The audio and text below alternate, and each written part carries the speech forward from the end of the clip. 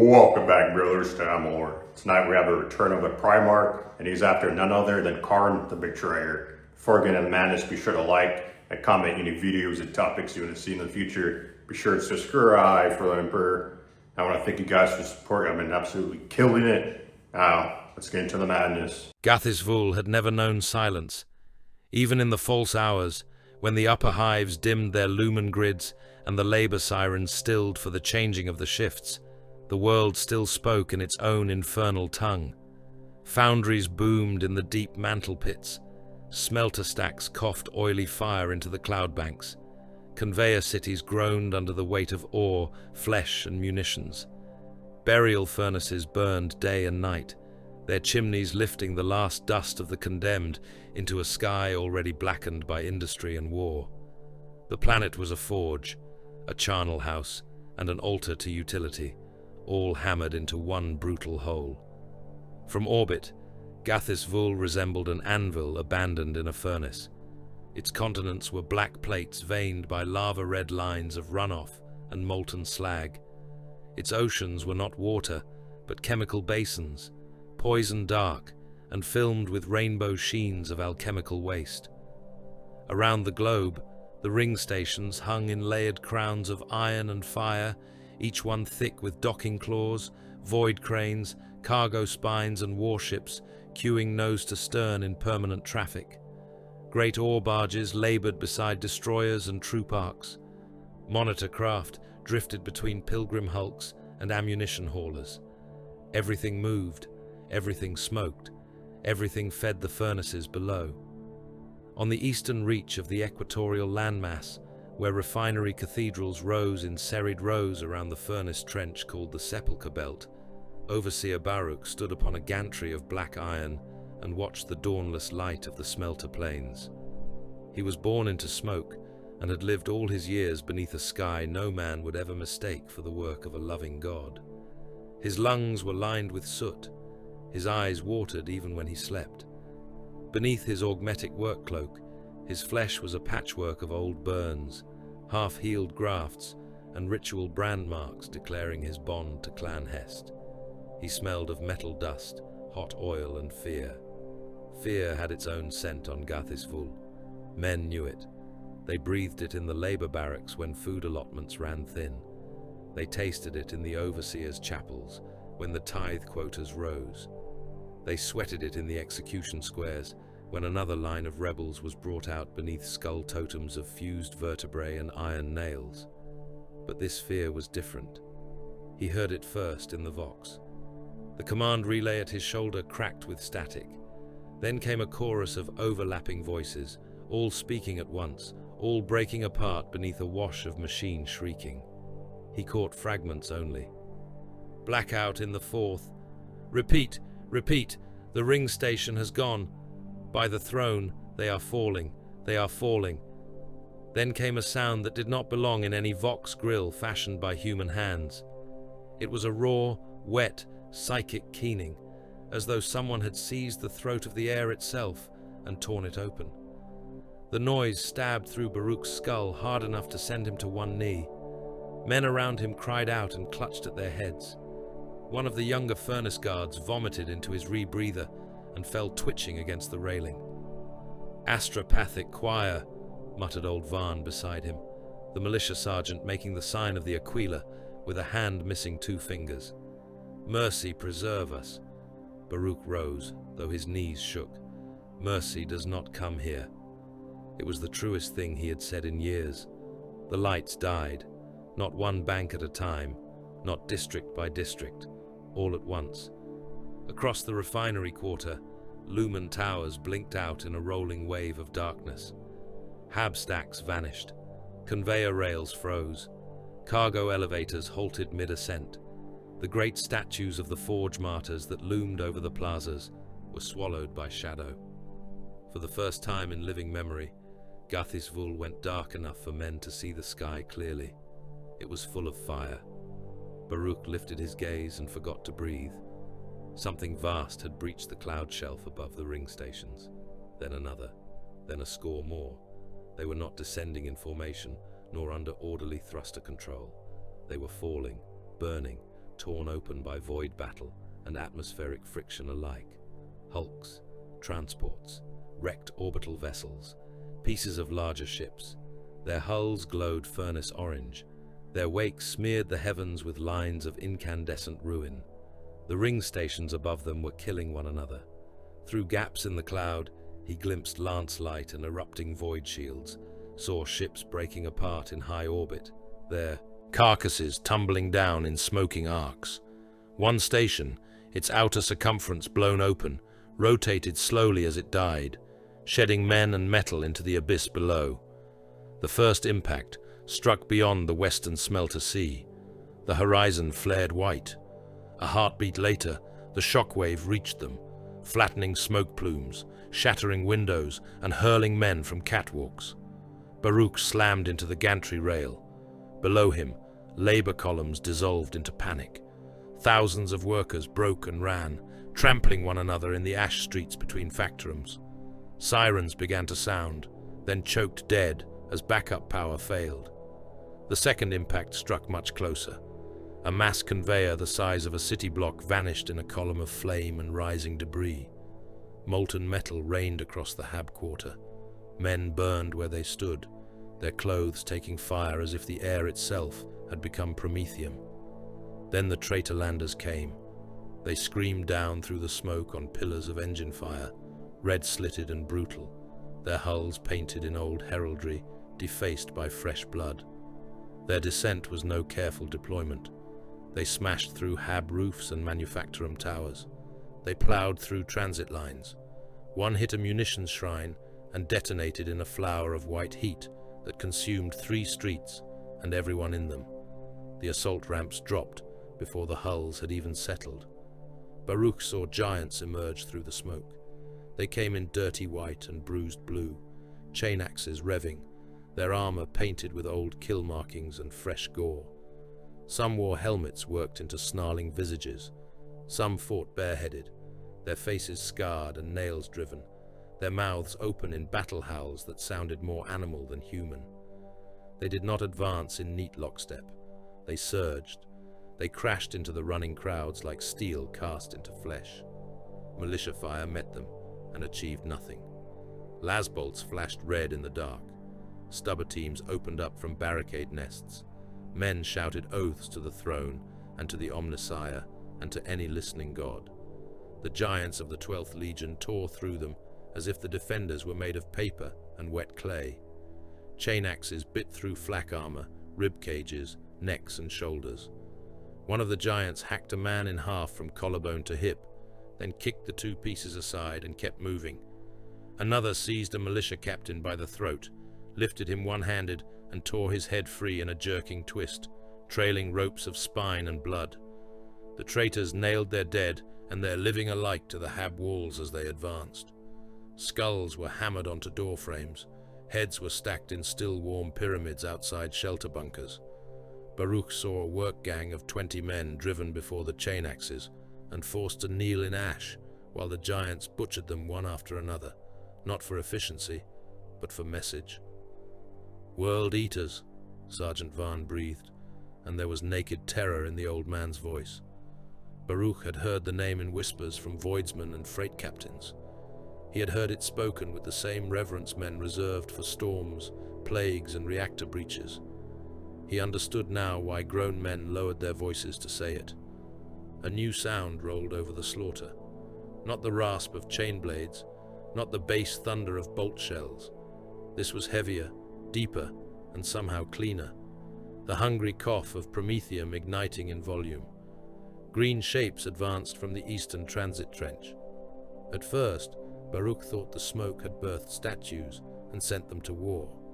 They were broad as furnace doors and towering enough to dwarf even the giants of the 12th. Their armor was the green of volcanic glass, seen under forge light. Flame reflected from drake-scale ornamentation. Their pauldrons were blackened by soot and war. Where the World Eaters descended like a blunt wound, these warriors moved with dreadful purpose. They did not waste motion. They did not howl. They simply came on through the burning dark. The first of them fired his flamer, and a whole knot of traitor Astartes vanished behind a blossom of liquid fire. Men screamed inside their armor. White paint blackened and ran. A World Eater staggered from the inferno, clawing at his helmet. A second green warrior met him and smashed a thunder hammer into his breastplate. Ceramite burst. The traitor folded backward around the impact and fell in a spray of blood and broken ribs. Salamanders, Varn whispered. Baruch had expected relief to feel like relief. It did not. The warriors of the 18th were not gentle saviors descending from a child's catechism. They were grim as executioners and as relentless as a furnace line. One tore open a wrecked hab access hatch barehanded and dragged 3 smoke-blind workers free, while bolter fire rang from his gauntlet. Another planted himself at a junction and held it against charging World Eaters, with a storm shield blackened by chain-axe strikes. When a stampede of laborers threatened to spill into the line of fire, a salamander sergeant turned, voxed a single harsh order, and shoved them behind his own armored bulk as if his plate were a fortress wall. "Move," he thundered. "You live while we stand. Do not shame that gift." The civilians obeyed, because only madmen would not. Baruch found himself running with them, driven not by courage, but by the undeniable gravity of those green giants. Around him men coughed, wailed prayers, and dragged the wounded by the arms. Overhead, manufactorum cranes toppled in showers of sparks. Great cracks opened across the ferrocrete as the buried transit tunnels collapsed under impact strain. He looked down once and saw footprints impressed in a wash of half-cooled slag. They were far larger than those of any Astartes he had ever seen in pict captures or shrine engravings. Each print had sunk deep into the black glass, as if the maker had carried the weight of an engine. Men around him saw them as well. "He walks here," one soot-blinded worker whispered. "The Forge Father," said another, in awe and terror. "Lord of Nocturne," breathed a third. "The Green God." Baruch said nothing, but he kept looking at the footprints, as if they might lead out of damnation. Near the evacuation trench, a knot of Forge clan officers waited beneath the cover of a half-collapsed shell loader. Their robes were heat-proofed and adorned in the rune chains of ruling houses. All were male, all armed, all stinking of fear and old pride. One of them, a sharp-faced factor lord of Clan Dresk, was shouting into a dead voxcaster. "They promised us passage," he snarled. "We opened the lower vaults. We gave the traitors the West Labor continents. We gave them the prisoners, the fuel trains, the transit keys. Where are the ships we were promised?" Another clan lord, this one broad and scarred beneath his rebreather crown, spat black phlegm into the ash. "You sold your sons for survival and bought yourself a quicker death. Better a bargain than piety. Tell that to the butcher standing in your streets."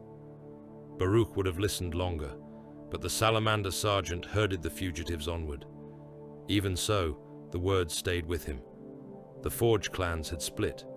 Some called for imperial protection and opened hidden tunnels to loyalist landings. Others had unbarred their gates to the traitors, sacrificing whole labor continents and furnace populations to secure their own holdings. Gathis Vul was not merely invaded, it had been betrayed from within. Above all these petty treacheries loomed the true prize. Even the lowliest overseer knew the old rumor, though few dared repeat it aloud. Beneath the equatorial forge rift, under miles of machine strata and mantle vaults, lay an engine from the forgotten ages of old Earth's empire.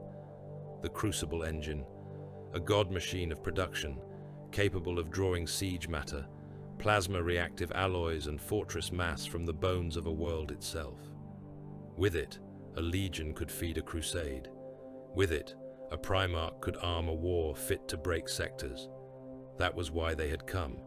Not for compliance, not for tithe, not for glory. They had come for the buried heart of Gathis Vul, and billions would be ground to ash for the privilege.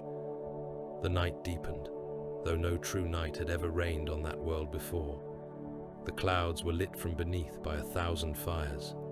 Ash drifted like black snow. The air trembled with the movement of armies. Far to the south, beyond the broken refinery districts, beyond the corpse-crowded trenches and the burning shrine lines, Baruch saw a giant shape stride through a curtain of falling debris. A macro hauler had split apart above an evacuation route, spilling armored plates and engine sections the size of hab blocks down upon the fleeing masses below. The giant in green met the ruin head-on. He raised both arms and caught a slab of screaming metal as it fell. The impact shattered the street beneath him and burst the pavement into a ring of black glass. Thousands ran beneath the shelter of that impossible act, while flame and wreckage broke around him. In the furnace light, his skin seemed forged from obsidian, and his eyes burned like coals sunk in a smith's face. His armor was drake green, his cloak dark with soot, and in his presence, the salamanders around him looked not small, but merely mortal by comparison. No man near Baruch needed to ask who he was. They fell to their knees in the ash without command, mouths open in worship and terror both. Vulkan stood in the fire and held death at bay with his own strength. On the opposite front, where the manufacturum districts had already drowned in blood, another god made himself known. A tank wreck burned in the center of a kill square choked with bodies. Upon its broken hull stood a warrior in white and blue gone crimson black beneath the wash of slaughter. His armor was hacked and scarred. Brass chain hooks swung from his warplate. In one fist, he held a bolt pistol lowered in contempt. In the other, he gripped a chain axe whose teeth still spun, shedding blood in red fans across the smoking metal at his feet. Around him, world eaters roared and hacked and butchered in his name. He did not roar with them. He stood above the carnage with his head slightly bowed, as if listening to some pain no other man could hear. Then he lifted his gaze toward the distant furnace horizon, where Vulkan held back the falling wreckage, and those close enough to see his face felt a colder dread than frenzy could ever birth. Kharn wiped Gorechild once across the shoulder guard of a corpse at his feet and spoke a single order in a voice like iron dragged over stone. Forward. The world obeyed with fire, and Gathis Vul, the anvil world, began at last to break. Kharn moved through the ruins with Gorechild hanging low at his side and blood drying in black scales upon his gauntlet. Around him, the manufacturum district burned with the ugly diligence of a world being taken correctly. Macro pipes had burst and were venting white steam across the streets. Hab corridors bled refugees into prepared fire lanes. Munitions shrines collapsed one after another beneath melter charges placed exactly where his breacher cadres had been ordered to set them. The city looked like madness. The truth beneath the spectacle was method. That was why the weak feared the 12th. They saw the axes. They heard the howling. They watched heads leap from shoulders and believed that was the totality of it. Fools. Butchery without purpose was for beasts in the dark and for broken men who mistook appetite for strength. A world was not conquered by rage alone. It was broken by pressure, by timing, by the correct use of terror where terror served, by the correct use of massacre where massacre taught the desired lesson. The pain in his skull said otherwise. The butcher's nails gnawed behind his eyes in a hot metallic throb, as though iron teeth were biting at the back of his thoughts and asking why he still walked instead of running, why he still judged distances, angles, firing lanes and traffic choke points instead of giving himself to the joy of immediate slaughter. The engines hammered in rhythm with his hearts. Each barked order over the Vox came to him through a wash of static and phantom screaming. He tasted copper. He always tasted copper now. He ignored it. Before him, a line of his legionaries surged through a plaza, choked with dead militia and shattered loader servitors. Their white and blue plate was blackened by soot and almost entirely red beneath that. They had taken the square in less than 3 minutes. They were already beginning to make a ruin of the victory by scattering after individual prey. Kharn raised Gorechild and pointed with the whining chain axe toward the transit mouth on the far side of the plaza. Back to your lanes. Some obeyed at once. Others slowed, breathing hard over the squad vox, not from exhaustion, but from the effort of not killing the nearest thing that moved.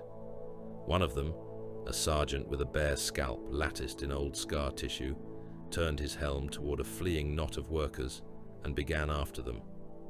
Kharn crossed the plaza before the sergeant had taken 3 strides. He caught the warrior by the gorget, slammed him against a shell-pocked hab wall, and drove Gorechild spinning teeth through one shoulder guard. Ceramite burst in red fragments, blood sprayed hot across the stone. The sergeant bellowed in pain and rage. "Captain, I gave you a lane," said Kharn. The sergeant tried to wrench free. Kharn shoved him harder into the wall until masonry cracked. "And I found prey. You found disobedience." The nails rewarded the violence with a flash of narcotic relief, so sharp it bordered on ecstasy. He hated that. He welcomed it all the same. Kharn leaned close enough for the warrior to see his eyes through the helm lenses. "Do you know what happens when you leave your lane, dog?" The sergeant snarled something wordless. Blood ran from the ruin of his shoulder in thick streams, hissing on the hot teeth of Gorechild. Kharn answered his own question. "A gap opens. Fire crosses. Men live who should be dead. Guns remain that should be silent. Your weakness becomes work for your brothers." He ripped the axe free, and the sergeant collapsed to one knee, clutching the mangled plate. Kharn looked past him to the squad. "You are not rabble. You are not carrion. You are the 12th. You kill what is before you, where you are told, until I tell you otherwise. Then you may drown yourselves in blood and call it virtue." No one answered. No one needed to. They turned back toward the transit mouth, their charge realigned, their frenzy narrowed into the proper channel. Kharn moved on. His warband's advance spread across the district in converging wedges. Breachers drove into reinforced junctions under storm shield cover. Heavy weapon teams locked down kill boxes at the mouths of the wider avenues. Rampager squads flowed through the flanks, not to seize ground, but to create panic behind the defenders and turn every retreat into a rout. In the rear, mortal auxiliaries and slave handlers were already dragging the useful wounded one way and the useless dead another. Even now, the roads of Gathis Vul were being sorted into categories: a road for tanks, a road for munitions, a road for slaves, a road for corpses. He passed a hab front, where heads had been nailed in ranks beside the door. Not random, not the work of dull sadists amusing themselves. The heads were sorted by station: militia officers at eye level, clan factors above them, priests of the machine cult below, their chrome sockets and mechadendrite stumps still twitching. A lesson arranged for any who emerged from hiding. See what rank buys you. See how it ends. "Captain!" Kharn turned at the voice. Kargos came loping through the smoke, helmet mag-locked at his hip, face striped in soot and blood. His smile was the ugly kind that came to the 12th too easily. Behind him trudged a knot of legionaries dragging a captive in chains. "We found a clerk priest trying to reach the sub-forges," Kargos said. "He says he is an officer of one of the Forge clans. He kept insisting on that through the first flaying. I thought it sounded important." The prisoner was not a priest, though he had augmetics enough to pass for one at a glance. He was a Forge officer, robed once in heat-proofed finery, now stripped to a gore-soaked underlayer. One eye was gone. The flesh beneath his jaw had been peeled back. He still had the posture of a man accustomed to command, which made his terror more offensive. Kharn looked at him and felt the nails scrape deeper. Delay, questions, words, all of it an insult to the simpler truth of violence. He endured. "What are you called?" asked Kharn. The officer swallowed blood. "Factor Lord Menace of Clan Hest." Kharn glanced at Kargos. "He still thinks that matters." Kargos laughed. Kharn stepped closer. "There is an engine beneath this world, old, vast, worth more than the lives of every man on this planet." "Where?" Menace trembled. "I have no authority." Kharn shot him through the knee with his bolt pistol. The report was deafening in the alley. Menace screamed and folded, chains dragging from his wrists. Kharn waited for the scream to end. "Where?" "The furnace trench," gasped Menace. "The capital trench, the sepulchre belt." Kharn said nothing. He needed the rest. Menace saw it and rushed on. Beneath the belt, beneath the lower mantle vaults. It is called the Crucible engine. It was buried in the first compliance ages, sealed by gene lock and clan oath. It can birth siege matter from mantle feedstock, plasma reactive alloy, armor mass, fortress castings. It can arm armies, whole armies, if awakened correctly. Kargos whistled low. A proper prize. Kharn ignored him. Which access points remain intact? Menace hesitated for half a heartbeat. Kharn backhanded him hard enough to pitch him into the ash. "The trench elevators," croaked the forge officer. "3 primary descents. 2 beneath the clan citadel. 1 beneath the western furnace rails. There are secondary shafts, maintenance spirals, waste drops, magma relief corridors, but most are sealed." "By whom?" Menace closed his remaining eye. "By those clans still begging for the salamanders." That drew a few growls from the warriors nearby. Kharn crouched, bringing his helm close to the man's face. "Name them." The names came in a stream. Clans loyal to Terra, clans pleading for protection, clans trying to bargain with both sides and therefore deserving contempt from both.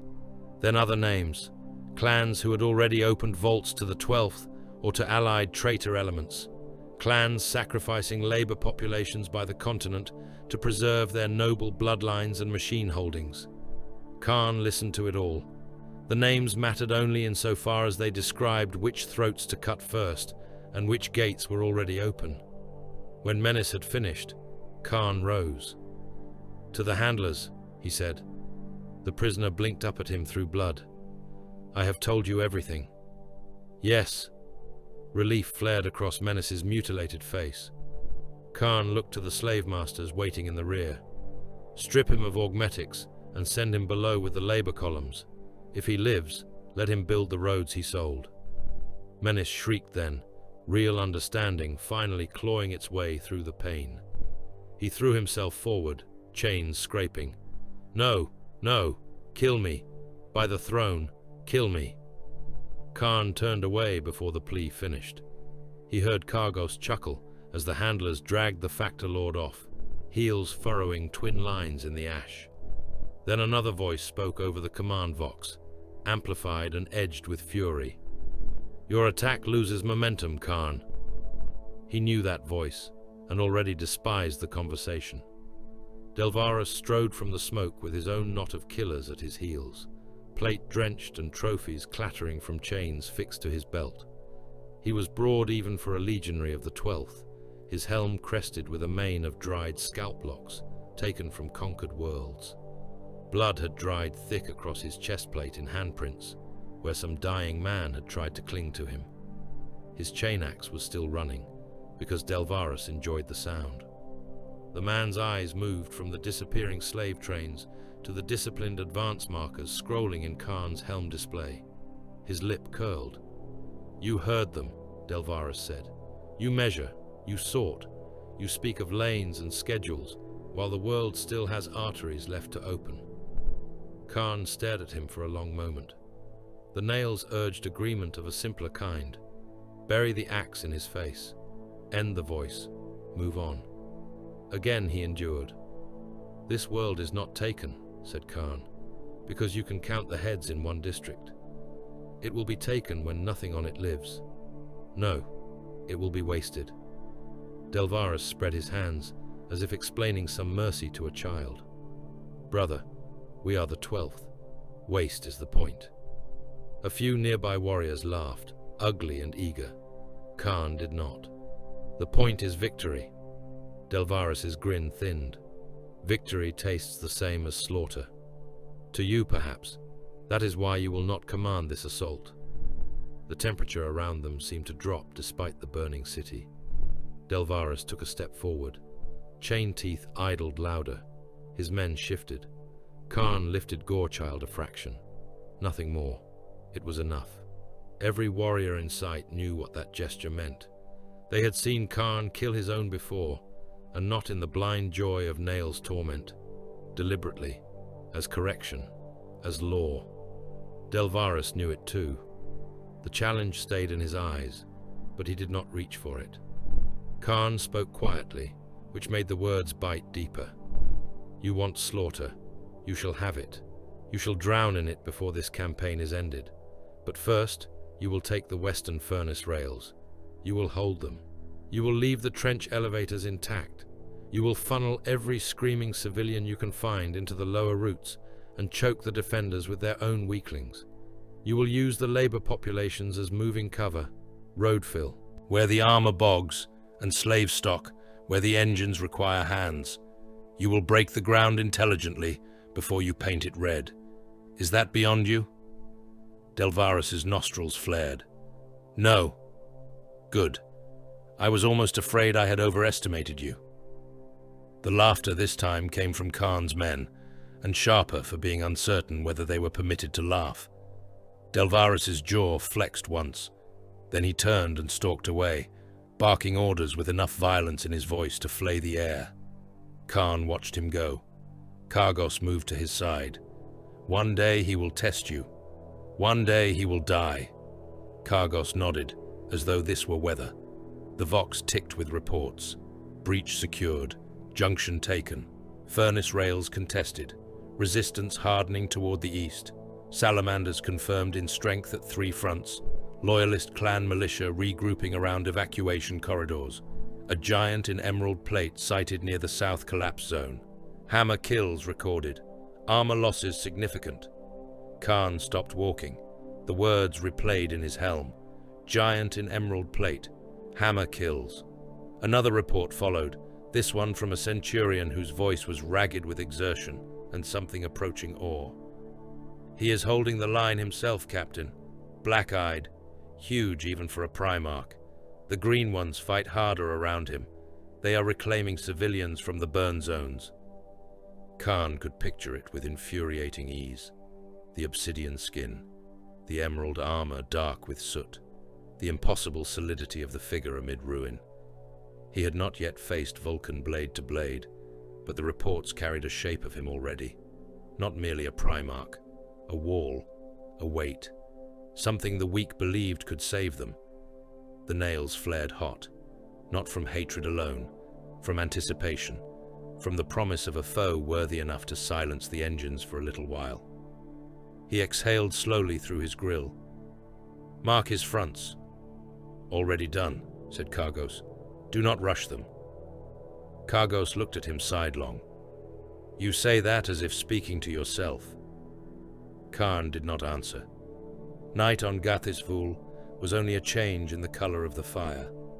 By the time the upper cloud banks turned from furnace orange to bruised crimson, the World Eaters held 3 more districts, and the approaches to a captured hive whose outer walls were still decorated with the half-melted iconography of the machine cult. Outside its broken western gate, the dead were being sorted. Kharn stood upon a mound of tank rubble and watched legionaries and slaves labor under flood lamps. Heads were cut clean where possible, hacked free where not. Bodies were dragged one way, heads another. The pile was already enormous, a broad-based hill of meat and staring faces. Blood ran in black channels down the ash slope and pooled at the feet of the workers who built it. Some vomited as they carried their loads. Overseers beat them back to task. A few tried to flee and were cut down and added to the work. Delvarus came to stand below the wreck, helm under one arm, face spattered to the temples. You truly mean to build it that high? Kharn looked over the field. Beyond the hive, in the far distance, the horizon pulsed with the wars of other fronts. Somewhere out there, Vulkan held men together with fire and hammer. Somewhere beneath all of it, the Crucible engine waited. Yes, said Kharn. For the blood god? Kharn's gaze remained on the growing mountain. For the defenders, he said.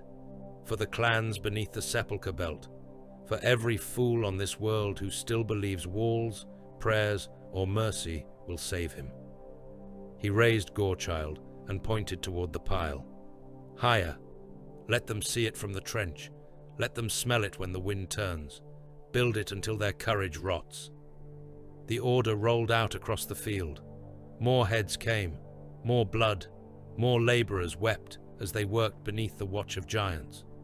Kharn stood above them all, while the nails bit deep and the night burned around him, and he thought not of the dead beneath his boots, but of the black-eyed giant in emerald plate, waiting somewhere beyond the fire.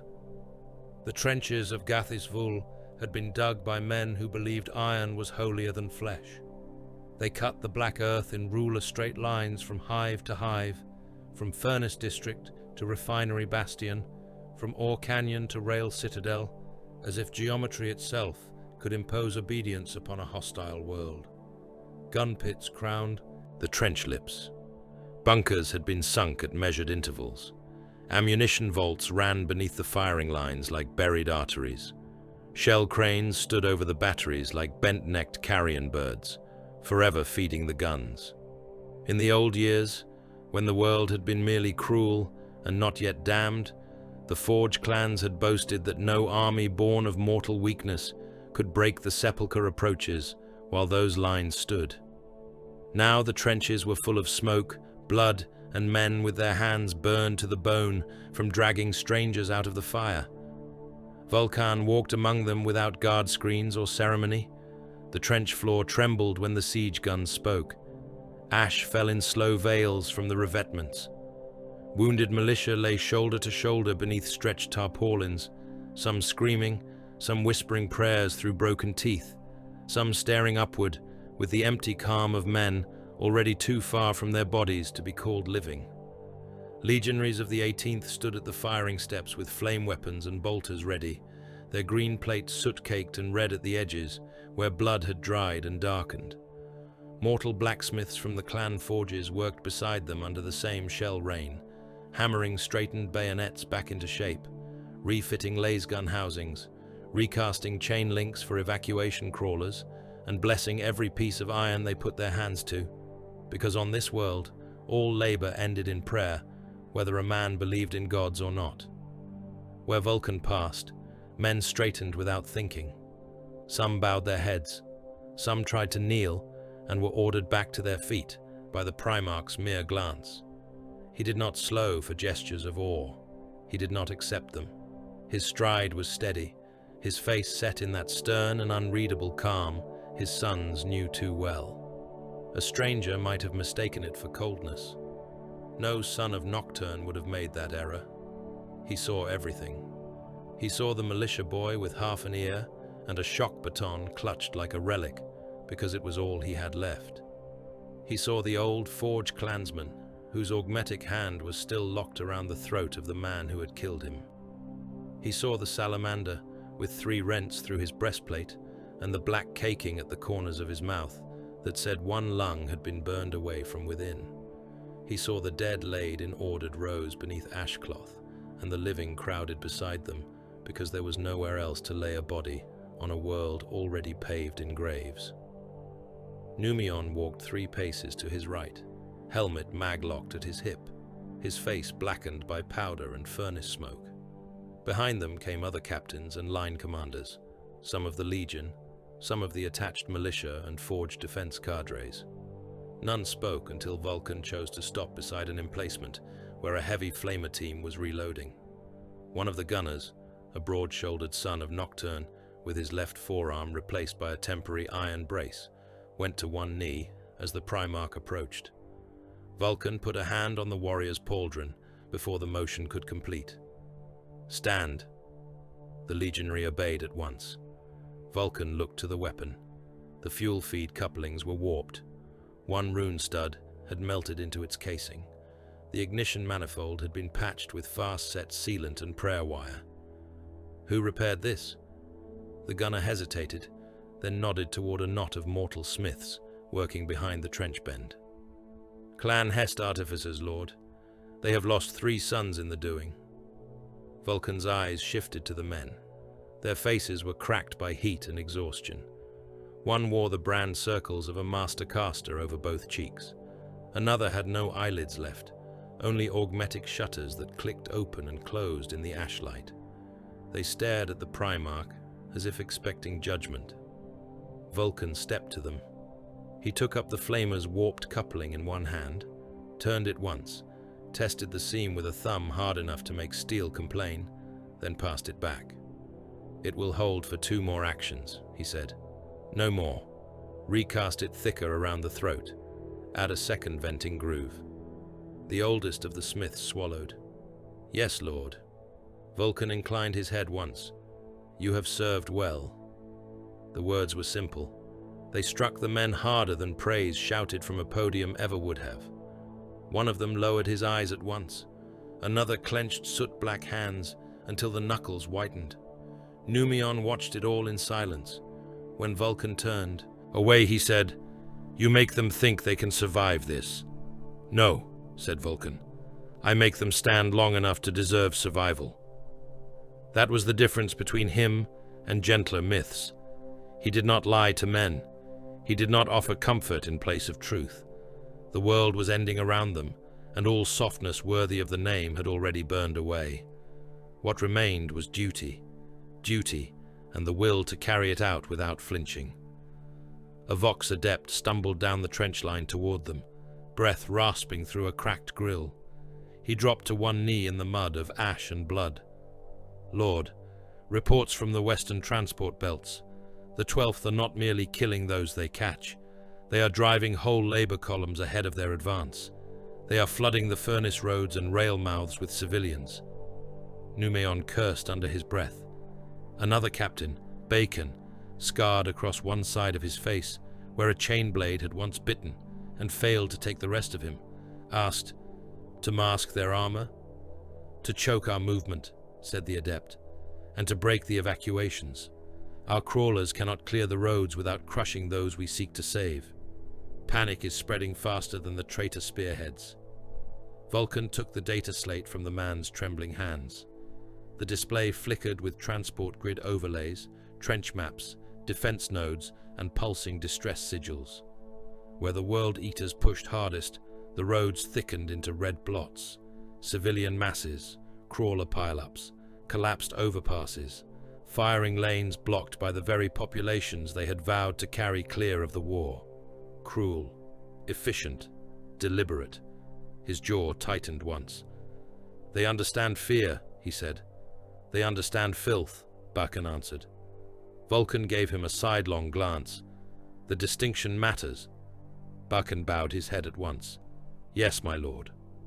For a moment the only sound was the thud of artillery and the ceaseless crackle of distant fires.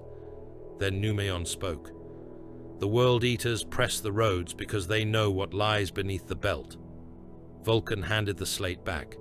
"They know enough." The Crucible engine sat like a buried sun beneath the Sepulchre trench system, silent for ages beyond easy count, entombed behind clan seals, forgotten machine liturgies, and the cowardice of men who feared its power, even while dreaming of wielding it. That it existed at all was a blasphemy of ambition. That it had remained hidden so long upon a world such as this was miracle enough to offend reason. And now, Angron's sons had come for it. Not all at once. Not in the rabid directness lesser commanders would have expected from the 12th. They had come with assault plans, breach orders, traffic disruption, targeted terror, and a strategic use of massacre so calculated that Vulkan's anger cooled instead of rising. A beast was easier to kill than a thinking murderer. "Summon the captains," he said.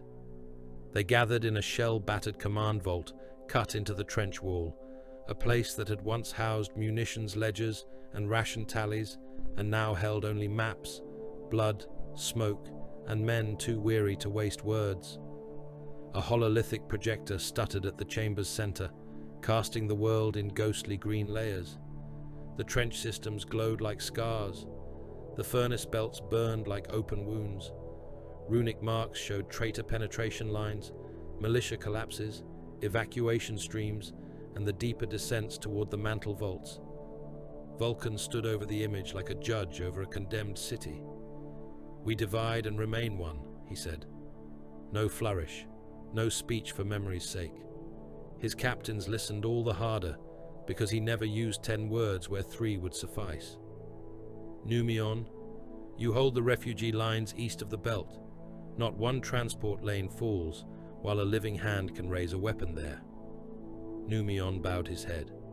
"It will be done." "Baken, you take the armor elements and strike the western furnace rails, burn their spearheads, melt their engines into the roadbeds. If the traitors want those routes, let them cross them on foot through their own dead." Baken's scar twisted in something that was not quite a smile. "Gladly. Save us. You descend with the breach cohorts. Seal the secondary shafts. I will not have the enemy swarming the mantle approaches like vermin through wall cracks." A veteran in drakescale cloak beat a fist to his chest. "Captain Eigen, you recover. The machine records and gene lock keys from the clan citadel vaults. If the Crucible is awakened, it will not be by traitor hands." Eigen bowed. Vulkan placed one gauntleted finger upon the hololith where the mantle elevators were marked in cold light. "I will cut off their access to the primary descents." There it was, the impossible part, spoken as simply as any labor order given at dawn. Defend the civilians, hold the trench, seal the shafts, recover the keys, sever the enemy from the elevators. Each command would have been enough to consume a lesser force. Taken together, they bordered on madness. No one said so. The salamanders had been raised in fire. Impossible work was merely work that burned hotter. Yet even as the orders left his mouth, Vulkan knew the price they carried. He knew it because he had already paid the first coin of it. A tactical display on the chamber's side wall showed what compassion cost in measured terms. Armor redeployed from assault lanes to shield civilian crawlers. Breach teams delayed to clear hab collapses.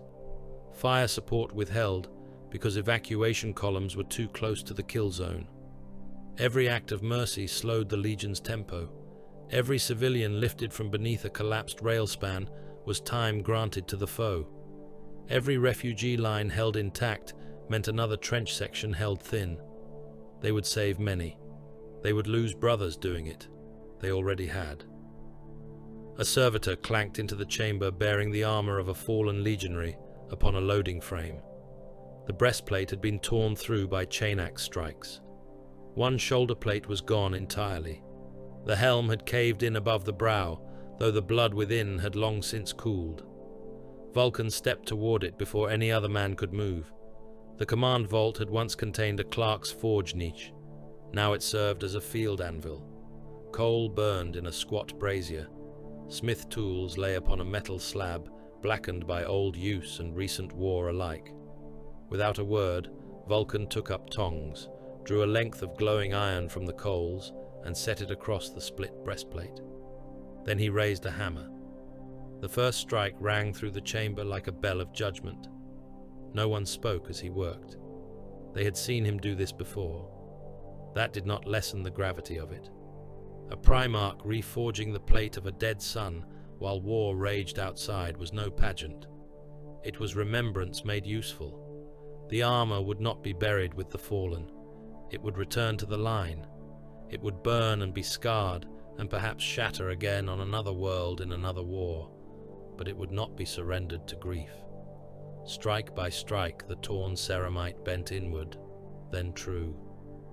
Seams closed beneath his hand. A replacement shoulder plate, unfinished and unpainted, was brought by one of the mortal smiths. Vulkan fitted it himself, scoring the drakehead rune into its surface with the point of a heated chisel before the metal had even cooled. He handed the restored breastplate to Numion. "Find the dead man's squad. One of them will wear this." Numion accepted it as if it were a relic. In that moment, perhaps, it was. When they emerged from the command vault, the guns had fallen strangely quiet. Not silent. Gathisvul would never be silent while it had a crust left to stand upon, but quieter, as though the war itself were drawing breath. The salamanders formed in the trench square before the descent ramps that led into the underhives and lower utility levels. Flame squads stood with fuel canisters chained against their packs. Breachers locked shields rim to rim. Melter gunners checked seals with slow, practiced hands. Mortal blacksmith clans waited beside them with carts of ammunition, cooling water, sealant resin, and the long iron hooks used to drag the wounded from breaches too narrow for powered gauntlets. At the center of the square burned a ritual fire fed not by sacred oils, but by promethium, scrap wood, and splintered furniture from the ruined hab blocks above.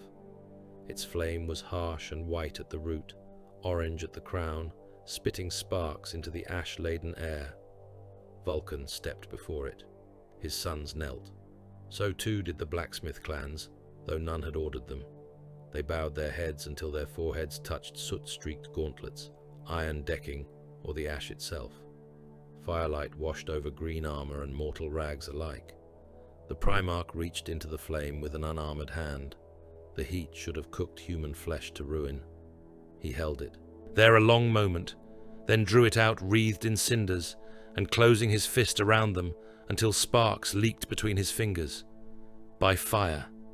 The words were spoken first by Vulkan, low and level, but carrying across the square as if the flame itself bore them. By ash, answered his sons. By duty, said the blacksmith clans, some stumbling over the words, others speaking them like men who had waited all their lives for a vow worthy of their ruin. Vulkan opened his hand and let the cinders fall. We do not abandon the weak, he said. The answer came at once, from legionary and mortal alike. We do not abandon them. We do not retreat from the dark. We carry the fire into it. We do not forget the dead. We make them our strength. No banners moved. No choir sang. The liturgy needed no embellishment. It was old, grave, and spare, like the legion that kept it. Vulkan looked over the kneeling ranks. You go below not for conquest, but for guardianship. Remember that. The foe will make carrion of the helpless to purchase ground. Deny him. The foe will offer speed in exchange for your humanity. Refuse him. If you must break, break upon your enemy. If you must burn, burn where the innocent do not. He paused, and in that pause, every man there heard not gentleness, but iron compassion so absolute it had become another form of ruthlessness. Bring them back, he said, or join them with honor. They rose. The underhive descent began. Hours later, from a shattered observation bastion overlooking the outer reaches of the Sepulchre Belt, Vulkan took a magnocular from Numion's gauntlet and lifted it to his eyes. The haze of war turned the distance into a drifting red-grey sea. Fires burned in trenches. Shell bursts rose in blossoms of earth and metal. Crawlers moved like insects along overloaded roads. Through the smoke, beyond a captured hive whose walls had been stained black by flame and red by fresh work, he saw it. A mountain of heads. It rose obscene and unmistakable from the ash plain, floodlit in the false night, skull-pale and wet, where flesh still clung. Men labored at its base, hauling more severed trophies up crude ramps of boards and corpses. The pile was too deliberate to be frenzy, too large to be mere indulgence. It was architecture, message, challenge. Numion said nothing. He did not need to. Vulkan lowered the magnocular slowly. The firelight from the trench behind them touched the hard planes of his face and found no softness there at all. The hand that built that, he said, is not a beast's. His black eyes remained on the distant mound. It is a murderer's. Then, with all the calm of a sentence already past, Vulkan spoke the vow that settled over those beside him like falling iron.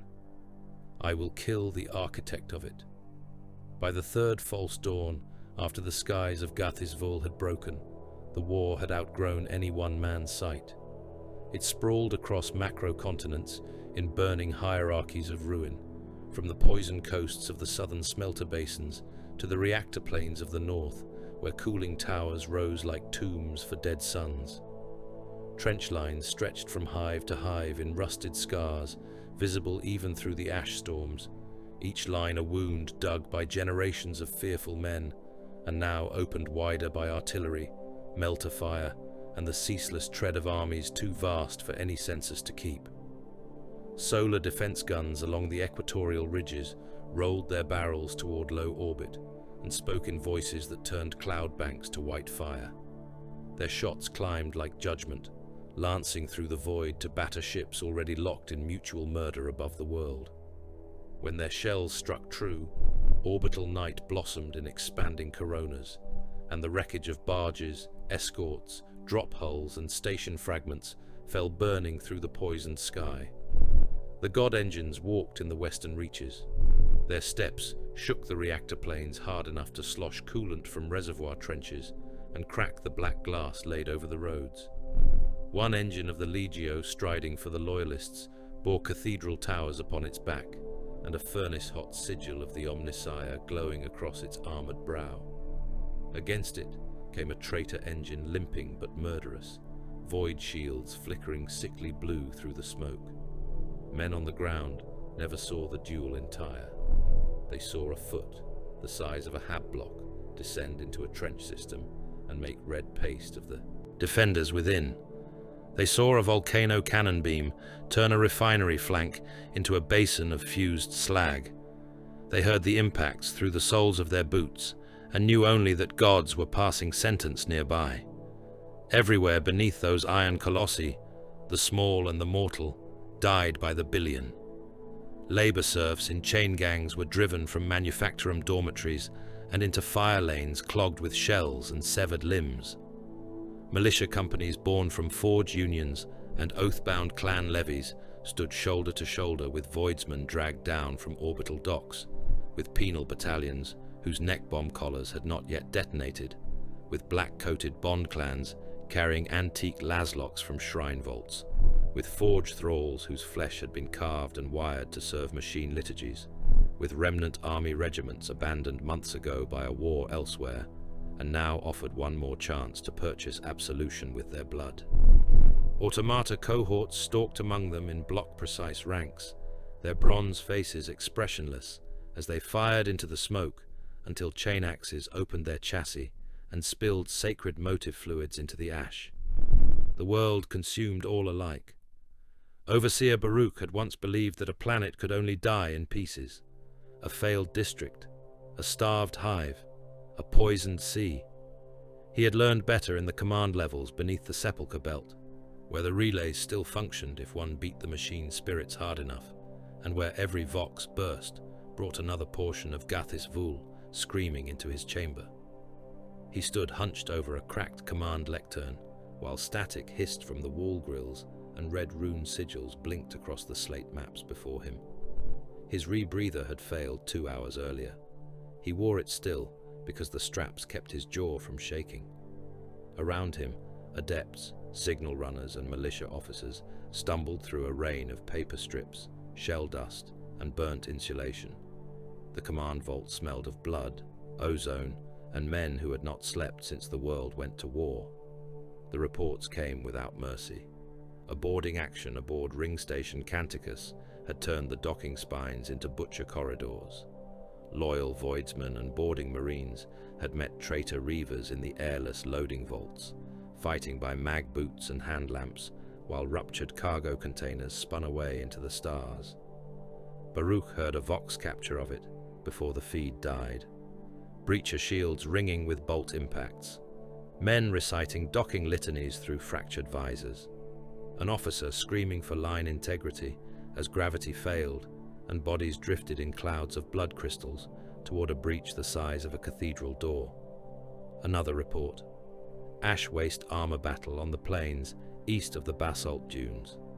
Salamander melter squads had mined the ore veins beneath the roadbeds and let the traitor spearheads advance onto them before touching the charges. The ground had opened under a whole column of tanks. Half had fallen nose first into glowing fissures. The rest had slewed sideways into pre-sighted fire lanes where green-armored warriors hit them at close range, with melter bursts hot enough to make their machine spirits scream. Survivors on the ridgeline swore they saw a giant Indrake green plate hammer open the turret of a battle tank with a single downward blow and drag the crew out one by one into the fire. Another report. Underhive purge beneath District 12. The World Eaters had not even attempted subtlety. They drove chain blade wedges through maintenance galleries and hab warrens, nailed the dead to door frames to funnel the living into chosen routes, then packed the side tunnels with corpses until the air itself turned sour and unbreathable. In the sump quarters, they split the containment walls of blood pits and corpse render cisterns together, flooding whole lower levels in red-black slurry. The stench drew carrion fauna from the vents and feeding pits. Sump hounds with flensed hides and lamprey mouths, wingless ash gulls the size of children, pale tunnel things no one on the surface had names for. The creatures gorged themselves on the trapped and the wounded, and the World Eaters drove their prey toward them with laughter over the Vox. Another report. Furnace rail massacre in the Westworks. Labour trains packed with evacuees had been halted by wrecked crawler engines deliberately toppled across the lines. When the refugees disembarked into the smoke, World Eaters' butcher squads hit both flanks. Some slaughtered for sport. Others hacked the dead into chunks and fed them into the station's recycling hoppers, poisoning the ration slurry for every shelter bunker downline. Men in sealed habs later vomited blood and strips of cooked flesh before they knew why. Baruch stared at the slate and whispered, "Animals." A Legion serf in green scale-cloth standing nearby corrected him without looking up from his Vox board. "No, animals do not calculate." Baruch looked at the man. He was one of Vulkan's serfs, a male veteran of 100 campaigns by the look of his scars, his scalp branded in old campaign rings, and his voice gone to a furnace rasp. He checked a feed, turned a rune key, then spoke into the relay with flat precision. Coolant gates opened on command. Floodline 3 now. Moments later, another report came in from the underlevels east of the belt. Salamanders had vented cryo-coolant into a lower transit network and flash-frozen an advancing traitor file inside a tunnel so narrow that the first rank clogged it with armored corpses. Behind that, blacksmith militias armed from shrine vaults held the access mouths with reclaimed melters and slag hammers, while Legion breachers cut murder slits through the walls to rake the jammed traitors with promethium. That was the pattern everywhere the 18th held. The world's industry became a weapon in their hands. Ore veins were seeded with melter charges and collapsed under advancing armor columns. Plasma induction chambers were overfed until they vented in sheets of blue-white annihilation across breach corridors. Coolant reservoirs were redirected to drown charging berserkers in chemical ice. Refinery moats were ignited to become flame trenches that burned day and night. Blacksmith militias manned gun nests beside legionaries twice their size, their hands blistered from the recasting of shells and the hauling of the wounded. Shrine vaults that had housed ancestral weapons, ritual armor and relic blades for centuries were opened and emptied into the hands of soot-streaked men who had never expected to go to war and now fought like smiths defending the fire of their line. Yet even that grim discipline could not be everywhere at once. The cathedral forge of St. Drusus Mechanicum held for 6 hours after its outer bastions had already fallen. Its rector, an old male priest whose face had become little more than parchment stretched over iron, refused evacuation and rang the furnace bells himself, while militia and salamanders made their last stand among the foundry choirs. When the traitors finally breached the nave, the defenders flooded the sanctum with molten metal from the casting vats. Baruch heard the report from one of the survivors. He could hear the man shaking as he spoke. "They kept coming, Overseer. Through the iron, through the screaming. One of the giant traitors was still fighting after his legs were gone. He dragged himself by his hands and left his lower body burning behind him." Baruch closed his eyes for a moment and saw it anyway. The command chamber shook hard enough to rain grit from the ceiling. Somewhere above, a macro shell had hit close. Runners stumbled. One adept screamed because a data spike had broken off in his palm. The Legion serf beside Baruch caught the man by the throat before panic could spread. "Breathe," the serf said. The adept tried. The serf released him and turned back to the boards. "New contact. The 12th have taken the wall complex at Scriptor Hive in 12 minutes. Command staff executed in place. Defense guns turned inward and fired on the shelter queue." Baruch almost laughed at the obscenity of it. 12 minutes. An entire wall complex, erased like chalk under a boot. He pressed both hands to the lectern until the joints ached white. Kharn's name moved across the reports, like a stain spreading through cloth. It was never the same wording twice. Men in terror were still men, and each found a different phrase to describe the same approaching end. The captain of the 8th Assault Echelon, the red-handed one, the Axe Lord, the killer on the tank, the Chainblade King. But the substance never changed. Where Kharn struck, the walls fell at once, or not at all. Commanders were sought and beheaded first. Bunker lines broke under chain axe-led breaches before the defenders understood where the true pressure lay. His legionaries followed him into fire as if their deaths were an acceptable price for the privilege of standing near his fury. Men spoke of him not as a frothing butcher, but as something worse. Cold, directed, furious without confusion. A killer who knew where to cut. Vulkan's name moved through the same feeds with another weight entirely.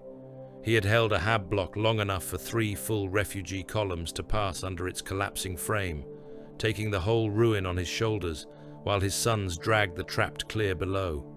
He had struck a traitor armor wedge on the basalt roads and split its lead engine so hard the blast flipped the vehicles behind it into the ditch lines. He had entered the refinery quarter called Godspine and burned a knot of traitor champions alive within their plate, leaving them beating at their own helms while the Drake fire cooked the breath from their lungs. Men who had never seen a Primarch spoke of him with the certainty of Scripture. Men who had seen him once spoke less and bowed their heads when his name was said. Baruch was still reading those reports when the relay to the outer ash wastes came fully alive and began to howl.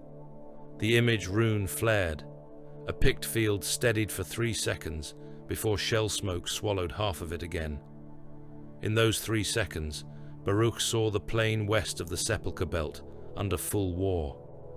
Trench lines ran in broken grids between slag heaps and black stone embankments. Armor burned along the ridges. A Titan's severed arm lay half buried in the ash, like the limb of some murdered god.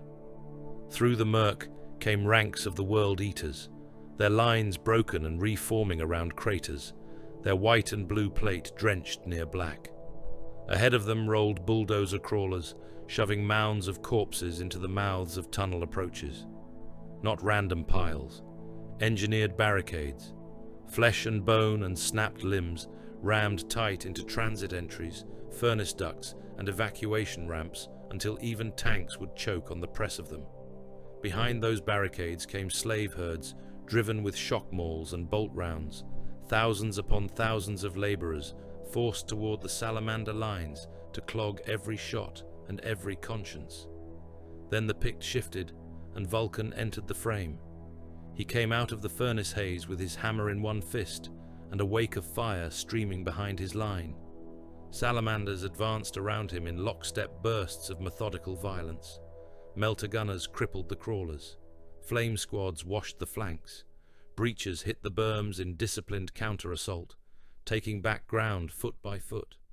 Vulkan himself smashed a corpse-packer engine off its tracks and hurled it sideways into the trench berm, where it burst and flung dead men like broken dolls across the line. The feed died. No one in the command chamber breathed for a full heartbeat after. Baruch realized then that the war had narrowed even as it grew. All this immensity, all these billions, the orbital killings, the ash waste armor duels, the underhive purges, the rail massacres, the cathedral forge last stands. All of it was widening flame around one deeper draw, like air feeding a furnace throat. The Crucible engine waited below the sepulchre belt. Every road that still mattered led there. Every fortress that held still held, because it guarded a shaft, an elevator, a descent vault, a maintenance throat into the mantle deeps. Every slaughter above ground was either a delaying action, a screen, or a hammering path toward the buried machine heart. A new sequence of reports confirmed it. World Eater breacher cadres massing toward the western mantle rails. Traitor armor abandoning secondary objectives and turning south. Salamander line companies disengaging from rescue actions the instant the civilians were clear, then driving hard for the same trench descents. Clan Citadel vaults under assault by both loyalist retrieval teams and traitor kill squads. Secondary shaft seals failing. Tertiary waste spirals compromised. The Legion serf beside Baruch looked up from his board. His expression did not change. His voice did. They are racing now. Baruch swallowed through a dry throat. Both of them. Yes. Above, the guns still spoke, and the skies still rained wreckage. Across the planet, the god engines strode and died, and billions of men kept killing and being killed in lines too vast to measure. But beneath all of it, the real war had found its throat. It led down into the dark, into the mantle vaults, into the buried forge where old power waited to choose a new master. Kharn drove for the descent shafts through roads made of corpses and panic. Vulkan drove for the same depths through fire, collapsing stone, and the weight of every life he refused to cast aside. And Gathis Vul, an anvil world built to feed the wars of others, felt both hammers falling toward its heart. The magrail fortress called Bastion Kharn sat inside the planet like a bullet lodged in bone.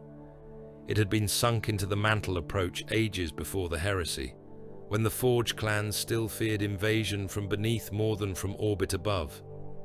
Its outer galleries ringed the main descent rails in armored crescents. Its gun decks commanded the transit mouths. Its pressure doors were thick enough to turn macro rounds. Its internal chambers had been built to survive cave-ins, magma tremors and sabotage by ambitious clan rivals. A mortal architect would have looked upon it and called it eternal. The 12th came through it in less than an hour. Kharn had judged the fortress from the first breach point and understood at once what would break it. Not hunger for slaughter, not a frontal tide of bodies hurled at firing lanes until the guns choked. The bastion was too narrow for that, too layered. It needed wounds cut in sequence. Shield teams first through the outer kill corridor, breaches to the side vaults. Chain axe wedges held in reserve until the defenders committed. Flamers baited into overpressure. Then the killing blow where the line thought itself strongest. He moved at the head of the central breach, with Gorechild whining in his fist, and his boots ringing on mag-clamped decking slick with machine oil and blood. The corridor ahead glowed furnace red beneath emergency lumens and strobing warning runes. The air was thick with propellant haze and vaporized coolant. Every breath tasted of metal. The first defenders were mortal line troops from the clan defense cadres, brave enough to hold until they saw what was upon them. Lass fire snapped through the smoke. Heavy stubbers hammered from embrasures cut into the bulkhead. Shot ricocheted from Kharn's plate in sparks and flattening shrieks. One of his shield bearers lost half his face to a crack burst and kept advancing until a second shell took his chest out through the spine. Another fell screaming when superheated metal from a ruptured rail line sprayed across his greaves and cooked the flesh beneath. Kharn did not slow. Shields left, he voxed. The line adjusted at once, not because they were calm. They were never calm now. The nails rasped in all their skulls, demanding frenzy, urging them to abandon form for appetite. But they were still Astartes of the 12th, and Kharn's voice cut through that inner static with the authority of pain, understood and mastered. The shield wall canted. The next burst of fire skated wide. Kharn hit the first embrasure with Gorechild roaring. The chain axe bit through the steel lip, the weapon housing behind it, and the man working the gun in one savage arc. Blood and machine fluid sprayed together. Kharn drove on through the breach, shoulder first, smashing into the gun team hard enough to burst 2 men against the rear wall. The third he killed with the backswing. The fourth had time only to raise a sidearm before Gorechild sheared his forearm off at the elbow and then took his head above the collar. Behind him, the World Eaters flooded the wound. They were magnificent and hideous in equal measure. Assault doctrine lived beneath the madness. One squad hit the left maintenance throat on his order and planted melter charges where the bulkhead joins would carry the burn deepest. Another laid down bolt fire into the next corridor bend, while a third dragged portable barricades into place to prevent counterattack from the service galleries. Then the axes came, the chain teeth revving into full-throated murder as the breach widened and the defenders were caught at close quarters where terror did half the work. Kharn passed through it like the point of the spear. He felt the fortress opening before him chamber by chamber, pressure doors blown inward, barricade nests overrun, crossfire angles stolen, men driven back into narrower spaces where every retreat lane became a slaughter lane. This was how a stronghold died, not all at once, in linked failures. The fortress commandery had known the true threat and committed the proper answer. Fire drakes. The Salamander's terminators waited in the Magrail interchange chamber where the fortress's spine met the descent platforms.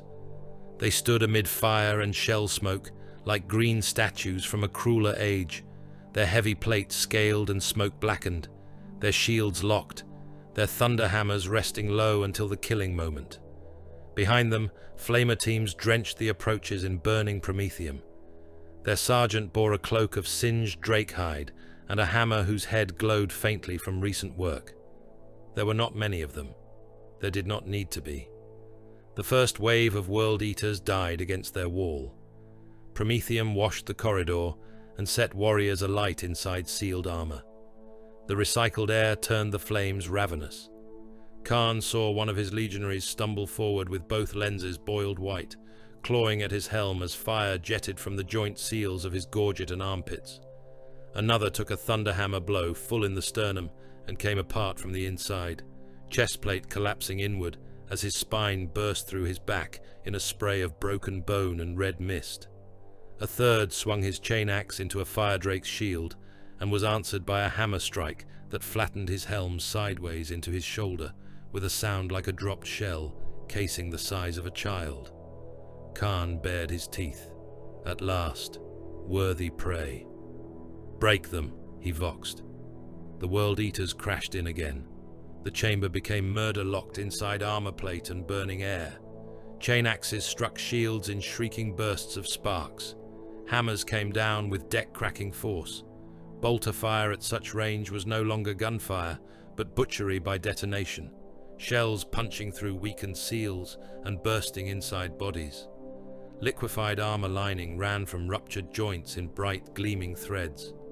Eye lenses burst outward under heat or inward under impact, showering faces with razor shards.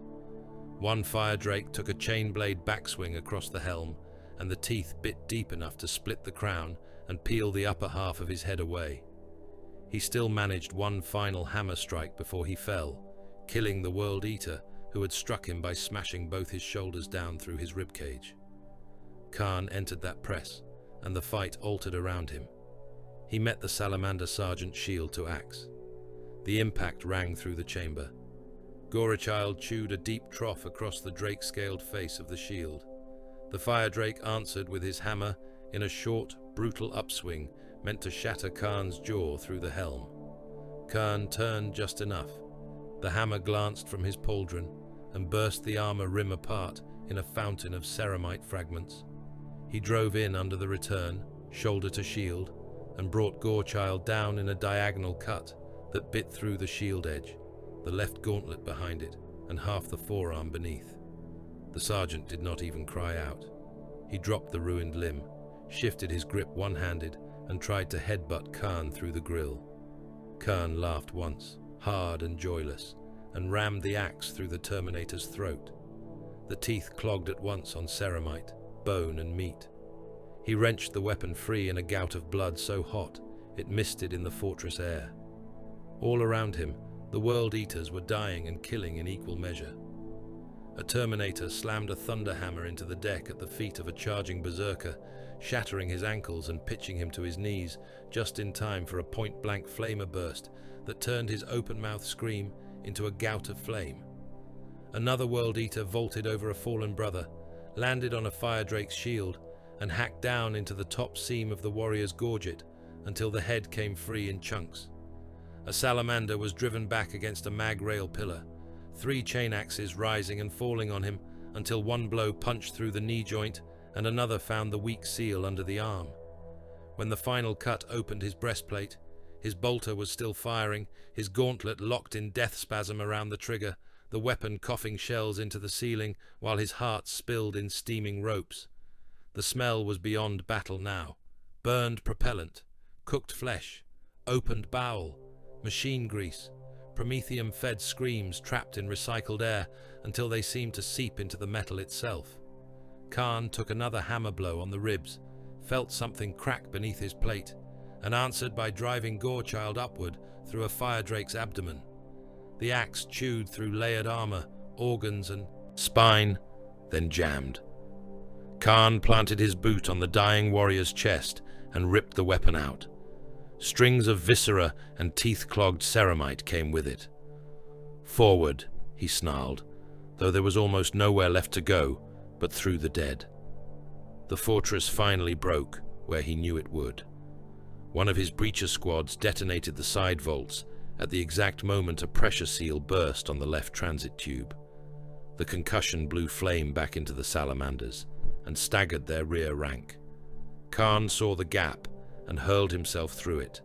His legionaries followed in a howling wedge. Then the interchange chamber was his, or it would have been had Vulkan not arrived. The first sign was not sight, but sound. A hammer strike somewhere beyond the smoke, deep enough to shake the rail pylons. Then another. Then the green giants came through the eastern blast doors, with fire around their legs and ash rolling from their shoulders. At their center strode Vulkan, larger than war, his obsidian skin reflecting the furnace glare, and his black eyes fixed first, not upon Kharn, but upon the ruin of his dead sons. For the first time since entering the bastion, Kharn felt something colder than battle lust. Recognition. The Primarch of the Salamanders took in the chamber in a single sweep. Terminators hacked apart where they stood, burning bodies still upright against the wall, where flamer backwash had cooked them into rigidity. A World Eater collapsed over a shattered shield, with both hands still locked around the haft of his chain axe. Blood running in the deck grooves toward the rail pits. A severed hand clutching a burning bolter.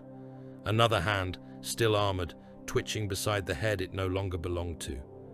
A helm split open from brow to nape, its ruined lenses leaking cooked eye matter down the faceplate. Gorechild's teeth thick with flesh. Vulkan arrived too late to save them. He arrived in time to understand.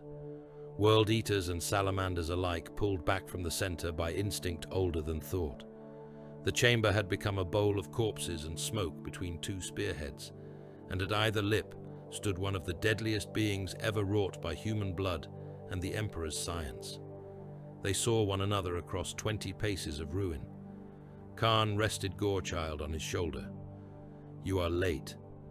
Vulkan's gaze shifted from the dead fire drakes to the axe in Kharn's hand, then to Kharn himself. His face was hard enough to be carved from the same black stone as Nocturne's deep caverns.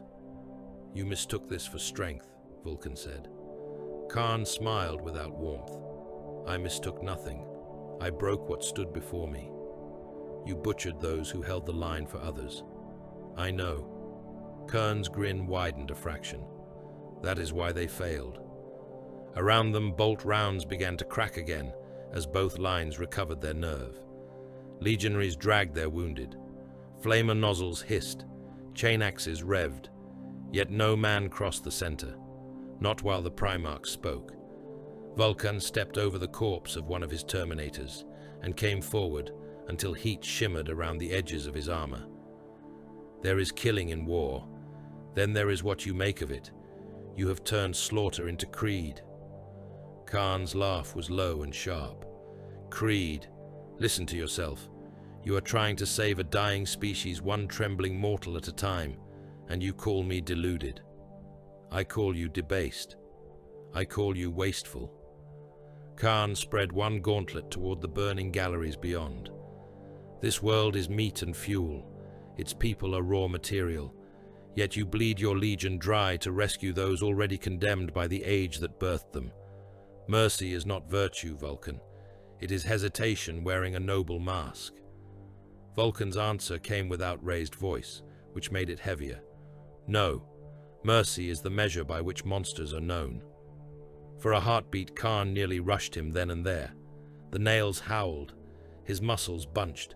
Every part of him demanded impact, the meeting of axe and hammer, the answer of force upon force. He wanted to know how Vulkan moved, how hard he struck, whether Gorechild would scream in joy or protest when it met the Primarch's flesh and plate. The fortress denied him. A warning klaxon began to bark overhead, drowned at once by a deeper sound from below. Not gunfire, not engines, pressure. The entire chamber lurched. One of the mag rail tracks split down its length and vomited white steam. Then came the roar from beneath the decking, vast and subterranean. The side vault demolition and the breached seals had bitten deeper than intended. They had cracked into the pressure arteries, running close to the mantle veins. "Magma, rise!" shouted one of the salamander captains. The floor burst open. A seam across the center of the chamber heaved upward and tore wide, blasting a fountain of molten rock, superheated gas, and shredded metal into the air. Men in the middle died without screams, flash-cooked inside their armor. Gantries overhead snapped from their moorings and began to fall, one after another, trailing sparks and bodies. Rail pylons tilted. Support bridges sheared away into the glowing wound opening through the fortress heart. The whole bastion began to come apart. Kharn leapt back as a slab of deck where he had stood a moment before dropped into incandescent depth.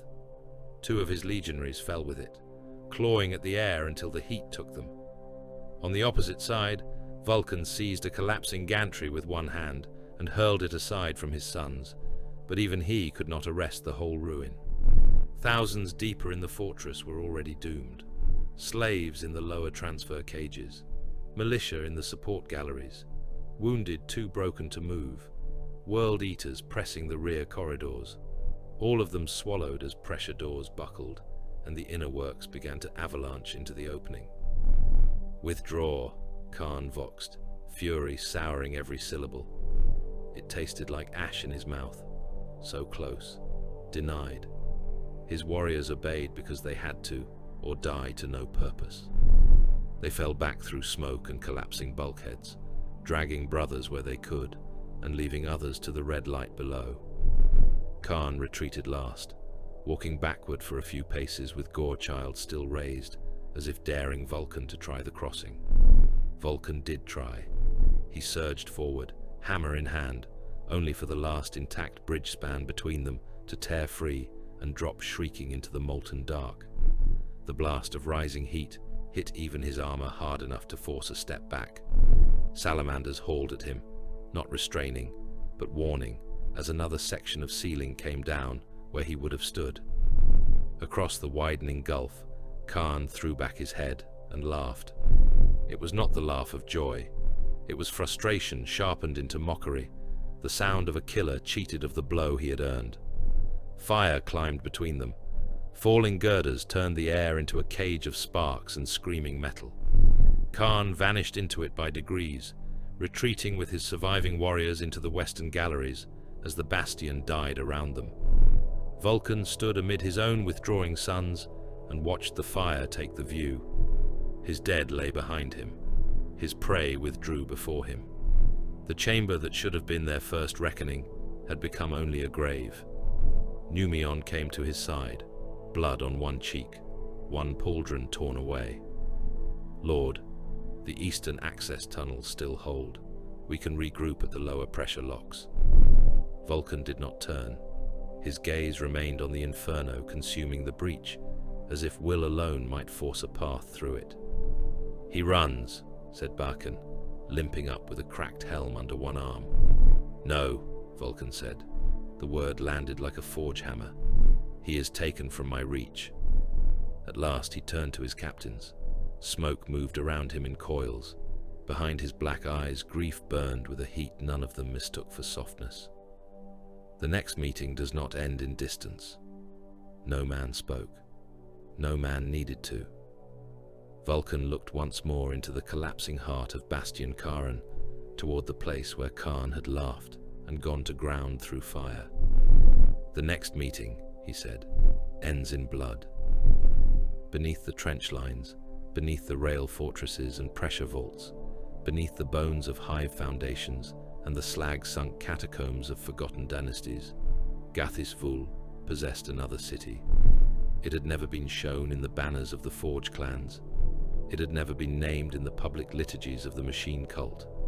Men worked above it, fought above it, betrayed and died above it, while the deeper truth of the planet lay interred below them like a sealed heresy. The tunnels that led down to it were older than the Imperium's ownership of the world. The stone had been machine cut in an age whose geometry no living human mind could fully love, every wall too smooth where Nature should have been rough, every angle too deliberate, every great vault too vast to have been intended for mortal comfort. Descent shafts sank through the crust in iron-throated spirals, wrapped with maintenance stairs, cargo lifts, prayer galleries, and magma pressure conduits. They carried the armies of both legions downward into heat, darkness, and old blasphemy. The buried Forge city waited around the Crucible engine like a corpse city gathered around the sarcophagus of a king. Its first horizons were not streets, but galleries as broad as river valleys, lined by furnace towers, cooling stacks and conveyor causeways whose vanished workers had once tended industry on a scale fit for empires. Bone-white towers rose through the black gloom in clustered forests, their fluted sides frosting with mineral salts from ancient heat bleed. Between them hung chains thick as bridge spans, still bearing cargo platforms, hook arrays, and half-rotted transport cages. Beyond those towers squatted the heat exchangers, colossal skull-faced housings with iron eye sockets and grinning vents, each one large enough to swallow battalions whole. Steam vented from those dead mouths in slow, rhythmic sighs, as though the underworld itself breathed through 1,000 machine skulls. And beyond all of that lay the Crucible engine. It did not resemble a single machine so much as a nation of machines arranged around one buried will. Mantle forges glowed across its flanks. Ore funnels plunged down into volcanic dark. Foundry fields spread like black continents laced with molten rivers. The central furnace heart rose in tiered rings toward the cavern roof, a mountain of iron and white fire, its upper structures lost in smoke and heat haze. Seen from the descent galleries, it seemed less manufactured than enthroned, as if some pre-imperial empire had carved a kingdom into the planet's bones and seated industry itself upon the throne. Even the World Eaters grew quieter when they first saw it, only for a moment. Kharn stood upon a maintenance bridge overlooking the first of the lower galleries, Gorachild resting against his shoulder guard, and watched the dead city burn back to life under treachery and prayer. Below him, traitor forge priests moved in black-red robes between arrays of altar consoles and deep-linked machine shrines. Their faces were hidden behind brass masks, wrought into expressions of frozen agony. Mechadendrites snaked over rune banks and gene-lock housings. Servitors in chains shuffled forward bearing vats of blood, caskets of preserved organs, coolant relics and power keys wrapped in old skin parchment. The priests sang in Binharic bursts and scraping flesh tongues, every word an act of violation against seals, meant to be opened in reverence or never at all. Remember, don't forget to like, comment, and subscribe. Support helps. Kharn watched one masked Magos press a bleeding hand to a gene sensor plate, while another rammed a ritual blade into the chest of a bound worker to feed the altar channels with fresh blood. "Unstable awakening," muttered one of the allied traitor commanders standing nearby. Kharn did not look at him. He knew the speaker's type by the sound alone. A warlord from one of the world's turncoat forge dynasties, heavy on titles, light on courage. The commander continued, emboldened by his own voice. "They are forcing the old heart too hard. If the mantle regulators cascade, the pressure veins below the crucible could ignite. The entire planetary shell might fracture." "Then they should have opened it sooner," said Kharn. Another of the traitor allies stepped forward, robes swaying over chrome shins. "Captain, no. You misunderstand. The engine must be preserved, stabilized, entered with care. If we drive the priests into haste, they may murder the prize before it is ours." Kharn turned then. The two men wore the colors of separate forge clans and the same expression, fear pretending to be counsel. Both had sold populations and transit routes for the hope of survival. Both still believed themselves partners in a war governed by bargains. Their kind disgusted him more than open loyalists. "You think I misunderstand because I do not tremble over your inheritance," he said. The nearer of the two bowed his head quickly. "We think only of utility." "Do you?" Kharn descended the bridge steps before either man could answer. He moved without haste, which frightened them more than if he had charged screaming. Gorechild growled as he walked. The nearest Forge clan guards shifted their shock mauls and carbine stocks, and then did not raise them, because some instincts remained intact, even in traitors. Kharn stopped before the first speaker. "If the machine lives," he said, "it lives under my hand." The man swallowed. "Of course. If it dies having fed the war. Captain, we are agreed in spirit, but—" Kharn buried Gorechild in his chest. The chain axe tore through robe, ribs, augmetics and spine in one wet roar. Blood sheeted across the black iron deck and sprayed in hot drops across the masks of the watching priests. The second commander stumbled backward with a sound between a cry and a prayer. Kharn wrenched the axe free, and half the dead man came with it for a heartbeat before the body fell apart around the wound. "No more counsel," Kharn said. The second commander tried to run. Kharn shot him through the back with his bolt pistol, and the shell detonated under the sternum, blowing out his chest in a fan of lungs, brass vertebrae, and ragged flesh. The corpse slapped against the deck and slid to a stop at the feet of one of the masked magi, who neither moved nor ceased his chant. Kharn looked at the gathered priests and the lesser warlords around them. "Take it now. Drench it in blood if you must. I will not lose the world, because weak men fear to seize what they cannot deserve." No one challenged him. No one with sense ever did twice. Behind him, the 12th Legion poured into the lower galleries in shock-red rivers of plate and fury. Breach squads spread into the access arteries. Heavy weapons nested on gantries commanding the main conveyor roads. Rampagers vanished into side corridors, following slave guides and captured maintenance schematics toward the central forge approaches.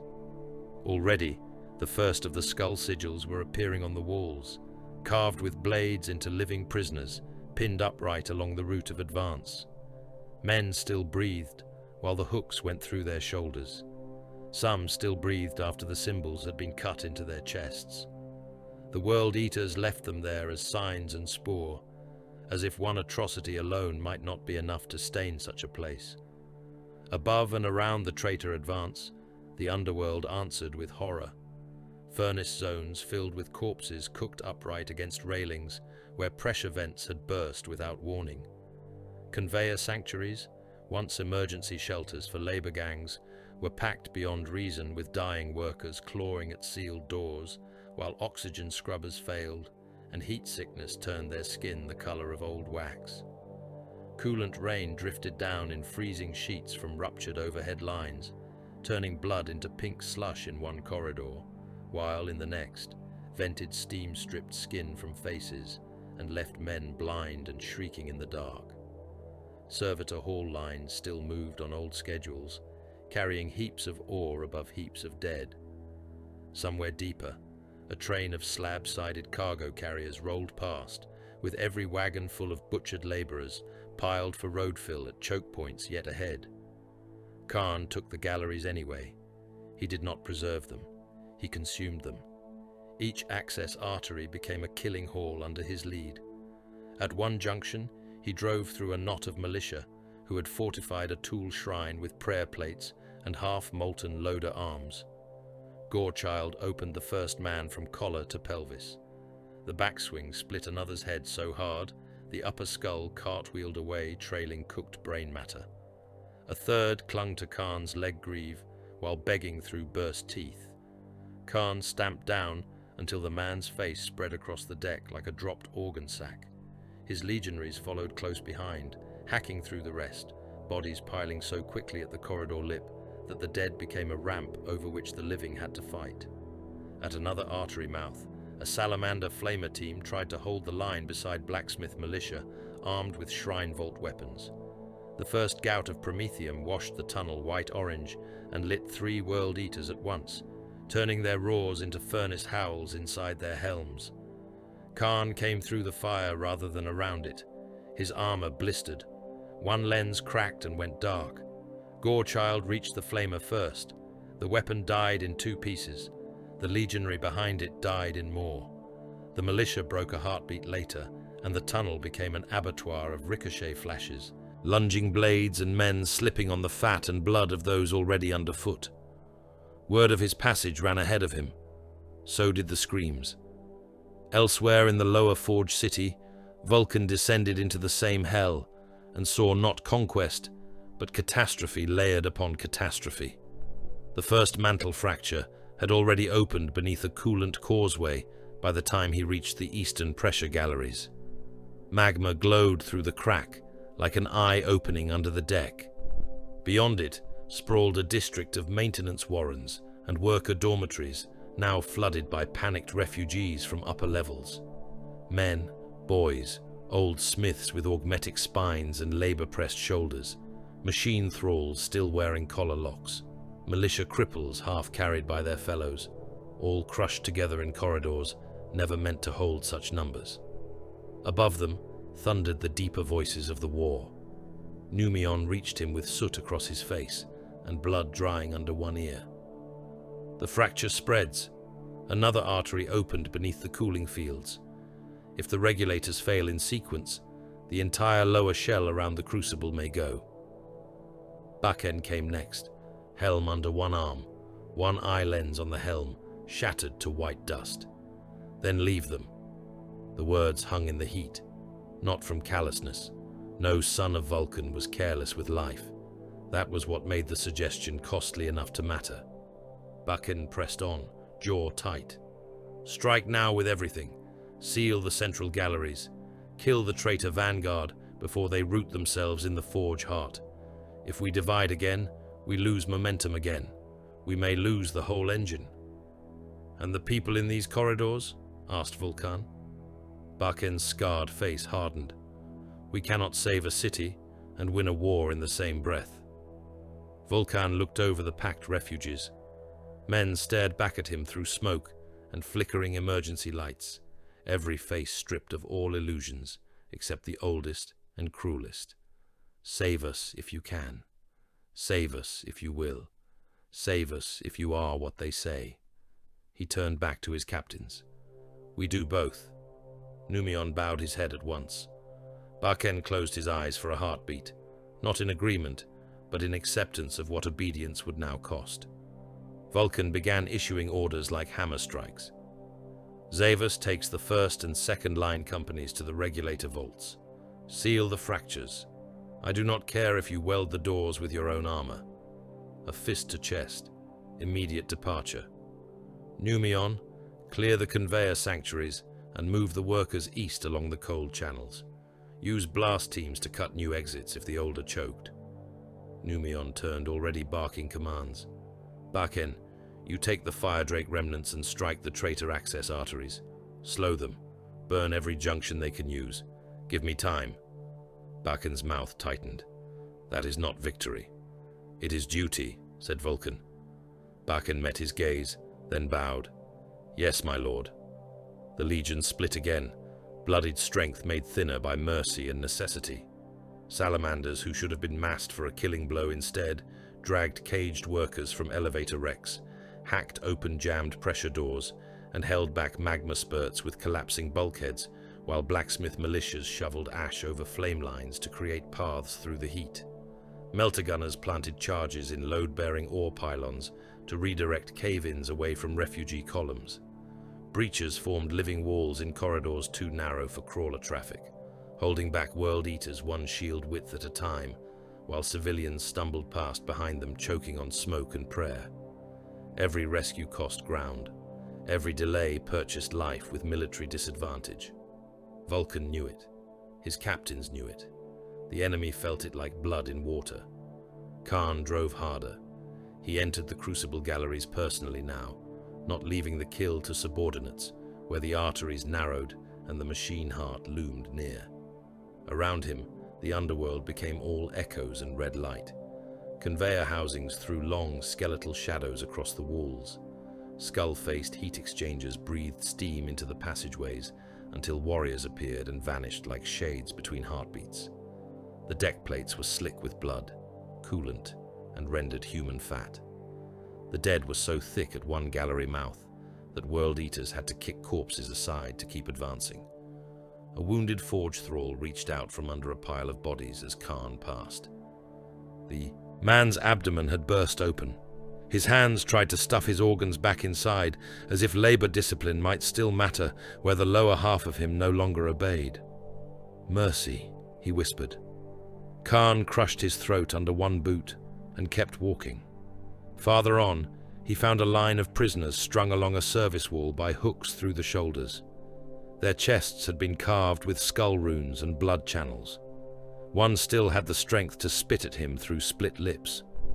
Kharn nodded once to the man. Better. Then he moved on toward the central forge approaches, where the fire grew whiter and the air began to hum with awakening pressure.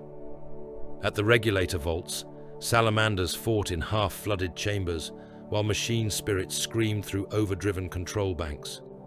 One legionary braced a blast door manually with both arms, while blacksmiths welded the fractured lock ring around him and steam-skinned his gauntlets to the bone. In another vault, a captain of the 18th ordered his own squad clear and remained behind to chain melter charges around a bursting conduit. The detonations sealed the breach and erased him with it. His brothers marked the place with ash on their gauntlets and marched on because there were too many dying elsewhere to kneel. At the conveyor sanctuaries, Numion found hundreds packed so tightly behind jammed grillwork that the foremost men were already dead, standing up, held vertical by the press of bodies behind them. Salamanders tore the grills apart. Blacksmith militias hauled survivors free by arms and belts. The dead came out with them, because there was no way to separate flesh from flesh in that crush. Above, coolant rain fell through broken pipe nests, drenching the refugees until their lips turned blue and their blood made pink rivulets down the deck. At the forward kill lines, Vulkan's counter-assaults met Kharn's probe forces in tunnels lit only by emergency runes and the muzzle flare of bolters. The fighting there took on the intimacy of murder in a closed fist. Chain axes chopped through shield rims. Hammers crushed men into bulkheads.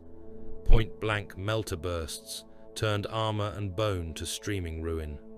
Screams had nowhere to escape, and so lived in the metal long after the throats that birthed them had been opened. And still, the Crucible engine woke. The traitor forge priests had reached deeper altars than even the loyal clans had dared touch in generations. They cut into sacred conduits and bridged dead machine tongues with blood, flesh, and stolen code keys. One by one, the old systems responded. Cooling towers shuddered alive, venting sheets of white steam that blotted whole vistas from sight. Mantle pumps began to beat like colossal hearts beneath the floor. Ore elevators rose from abyssal shafts, carrying glowing stone. Furnace rings ignited in expanding halos around the central mass. Some systems answered cleanly, others did not. Where the awakening was forced too hard, the earth shook, control plinths exploded, and magma pressure howled up through stress vents with enough force to strip skin from bone. Vulkan felt the shift in the underworld before he heard the sound itself. Every surface around him took on a faint vibration. Dust quivered from the walls. Blood shivered in the grooves of the deck. Men paused mid-stride and looked upward, or downward, or inward, as if something deep below had put a hand on the whole buried city. Then the activation tone rolled out. It began as a single note, so low it was almost felt before it was heard, then climbed through the vastness beneath the world until every vault, every gallery, every furnace throat and cooling tower answered it in metallic resonance. It was not a siren, it was not an alarm. It was too solemn for that, too old. It carried the weight of a machine remembering itself after ages of entombment. Across the underworld, it tolled like a funeral bell rung for a planet not yet fully dead. Men stopped and listened in terror. World Eaters listened and grinned behind their helms. Salamanders listened and knew the hour had become narrower than hope. In the western approaches, Kharn stepped from a blood-slick artery into the first of the central forge galleries, where the light of the awakened Crucible painted his armor in furnace gold and arterial black. In the east, Vulkan crossed a bridge above a mantle crack, vomiting red light into the dark, and entered the opposing approach with hammer in hand, his sons forming around him through smoke and ash. The machine bell rolled on through the depths, and under Gathis Vul, beneath billions of dead and dying, both champions came at last toward the heart. The deeper galleries of the Crucible complex had ceased to resemble any city built for men. They had become the inside of a wound. Heat rolled through the arteries of the buried forge in pulses strong enough to bow steel. Alarm klaxons wailed, then drowned beneath the older, deeper voices of the waking engine. Every wall sweated. Every deck plate trembled with the labor of buried machines, straining past limits they had not known since forgotten ages. The light itself had changed. Gone was the dim red of emergency strips and scattered fire. Now the Crucible cast its own illumination through furnace slits, pressure grills, and venting seams. A hard, hungry radiance, white at the source and blood orange at its edges, as if the planet's marrow had begun to shine through the cracks. Kharn advanced through that light with Gorechild in one hand and murder in the other. The nails were no longer a pressure behind his eyes. They were the shape of thought itself. Each order he gave felt like swallowing razors. Each tactical pause was an insult that made his teeth grind until the jaw servos in his helm whined. He could still judge angles. He could still read a battlefield. He could still hear the vox and understand what his centurions were saying. That was the curse of it. Lucidity remained, and with it came the full knowledge of delay. He was not yet lost enough to be free of the pain. He understood every compromise. He hated every one. Left artery secured, voxed a centurion from the upper gantries.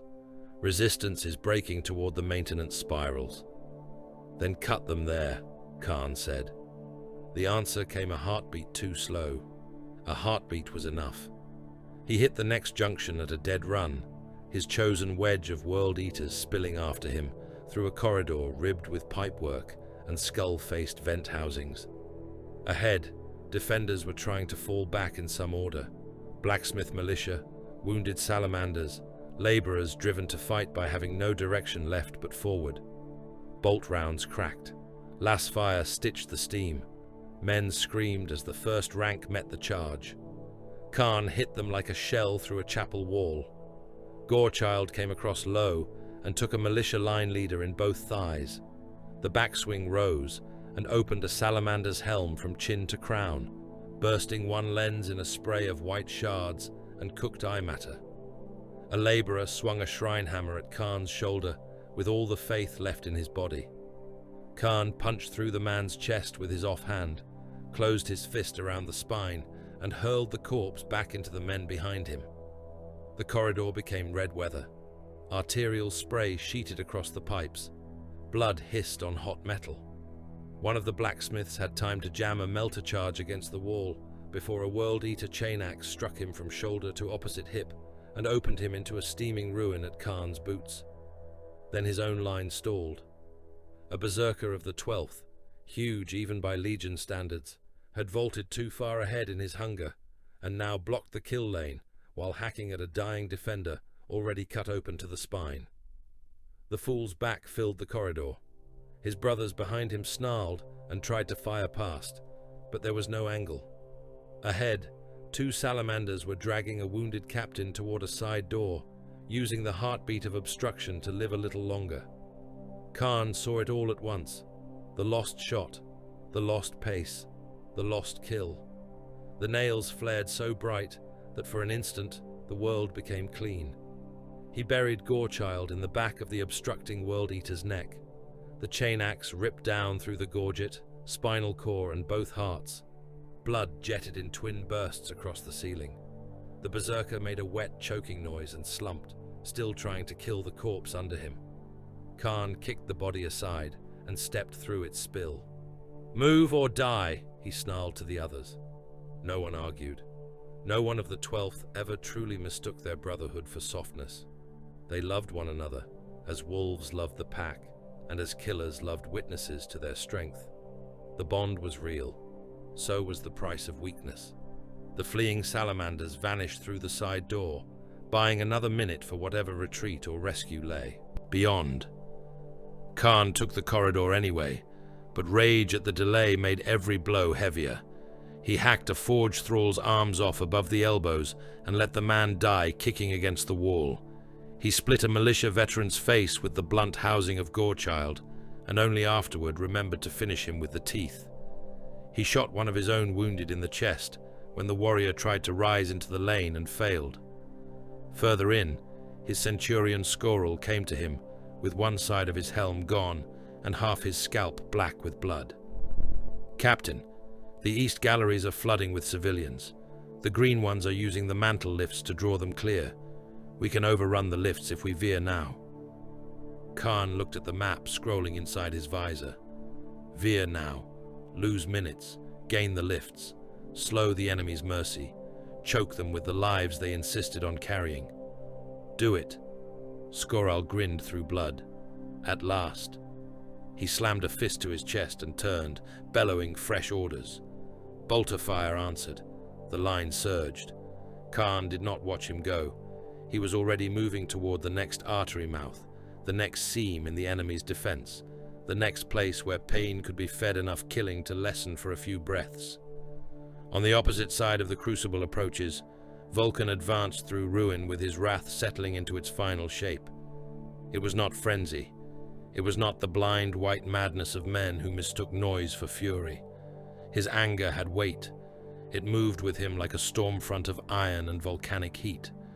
Every death laid upon it, every butchered worker in the conveyor sanctuaries, every chained laborer burned alive in a rail cage because he had been too late by a minute.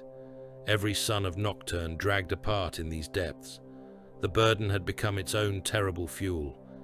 He crossed a pressure bridge over a magma bloom that had burst through 3 decks below and entered a transit hall where traitor elites were trying to hold the line while a slave column was driven past behind them. They were not world eaters. They were armored retainers of the turncoat forge clans, cataphractii scaled and masked in brass death visors, their weapons ancient and beautiful and used in the service of filth. They opened fire together. Plasma bolts lit the hall in blue suns. Volkite heat walked the walls. One shot burned a trench across Vulkan's breastplate. Another vaporized half the head of the salamander to his left. Before the corpse hit the deck, Vulkan was already in motion. His hammer took the first elite square in the chest. The man did not merely die. He ceased to possess a shape fit for memory. Armor burst apart in rings. Rib fragments became shrapnel. The body hit the deck as a ruin of plate and meat, still clutching the pistol. It had not fired a second time. Vulkan reversed the hammer in a short arc and crushed the knee joints of the next two, then stamped one into the floor so hard the deck plating split beneath him. The third tried to draw a power glaive. Vulkan caught the weapon arm, twisted once, tore it free at the shoulder, and beat the owner to death with his own severed limb. The slave column broke and ran in all directions, men sobbing, tripping over the dead, some trying to touch the Primarch's armor as they passed, as though contact itself might be a blessing greater than survival. Vulkan did not look at them. His gaze stayed on the enemy. He drove forward until the last of the Forge clan elites was down, one crushed against a bulkhead so hard that the backplate burst open and the organs came out as a steaming red-black spill across the wall. Numion reached him through the smoke. The mantle lifts are ahead. Zavus is holding the western cage line. The moment he said the name, the Vox filled with screams. Not panic, not rout, the raw, compressed violence of a line dying in close quarters. Vulkan turned and ran. The mantle lift complex had once been an industrial cathedral. Great chain cages hung in shafts, descending into volcanic dark. Counterweights the size of hab towers moved behind armored screens. Cargo rails fed into the lifts from 6 galleries. Emergency shrines lined the walls, every niche filled with old icons of labor and machine piety. Now the chamber was full of civilians and death. Workers packed the platform aprons so tightly that there was no room to fall. Blacksmiths with hammer aprons still on dragged the elderly into cage mouths. Militia survivors fired from behind ore, carts and shrine columns. Salamanders held the choke points where the access galleries narrowed. Against them came the 12th in chain-axe wedges, driving through the crush of bodies without slowing, their armor shining wet in the furnace glare. Captain Zavus stood at the mouth of the western lift approach with 7 survivors of his line and a broken boarding shield locked in his left hand. The right gauntlet still held a power spear taken from some dead traitor, though the shaft had been cut halfway through. He was bleeding from rent seams at the waist and neck. One of his lenses was gone, showing the ember glow of an eye beneath. He held anyway. Every second he bought was a cage descending.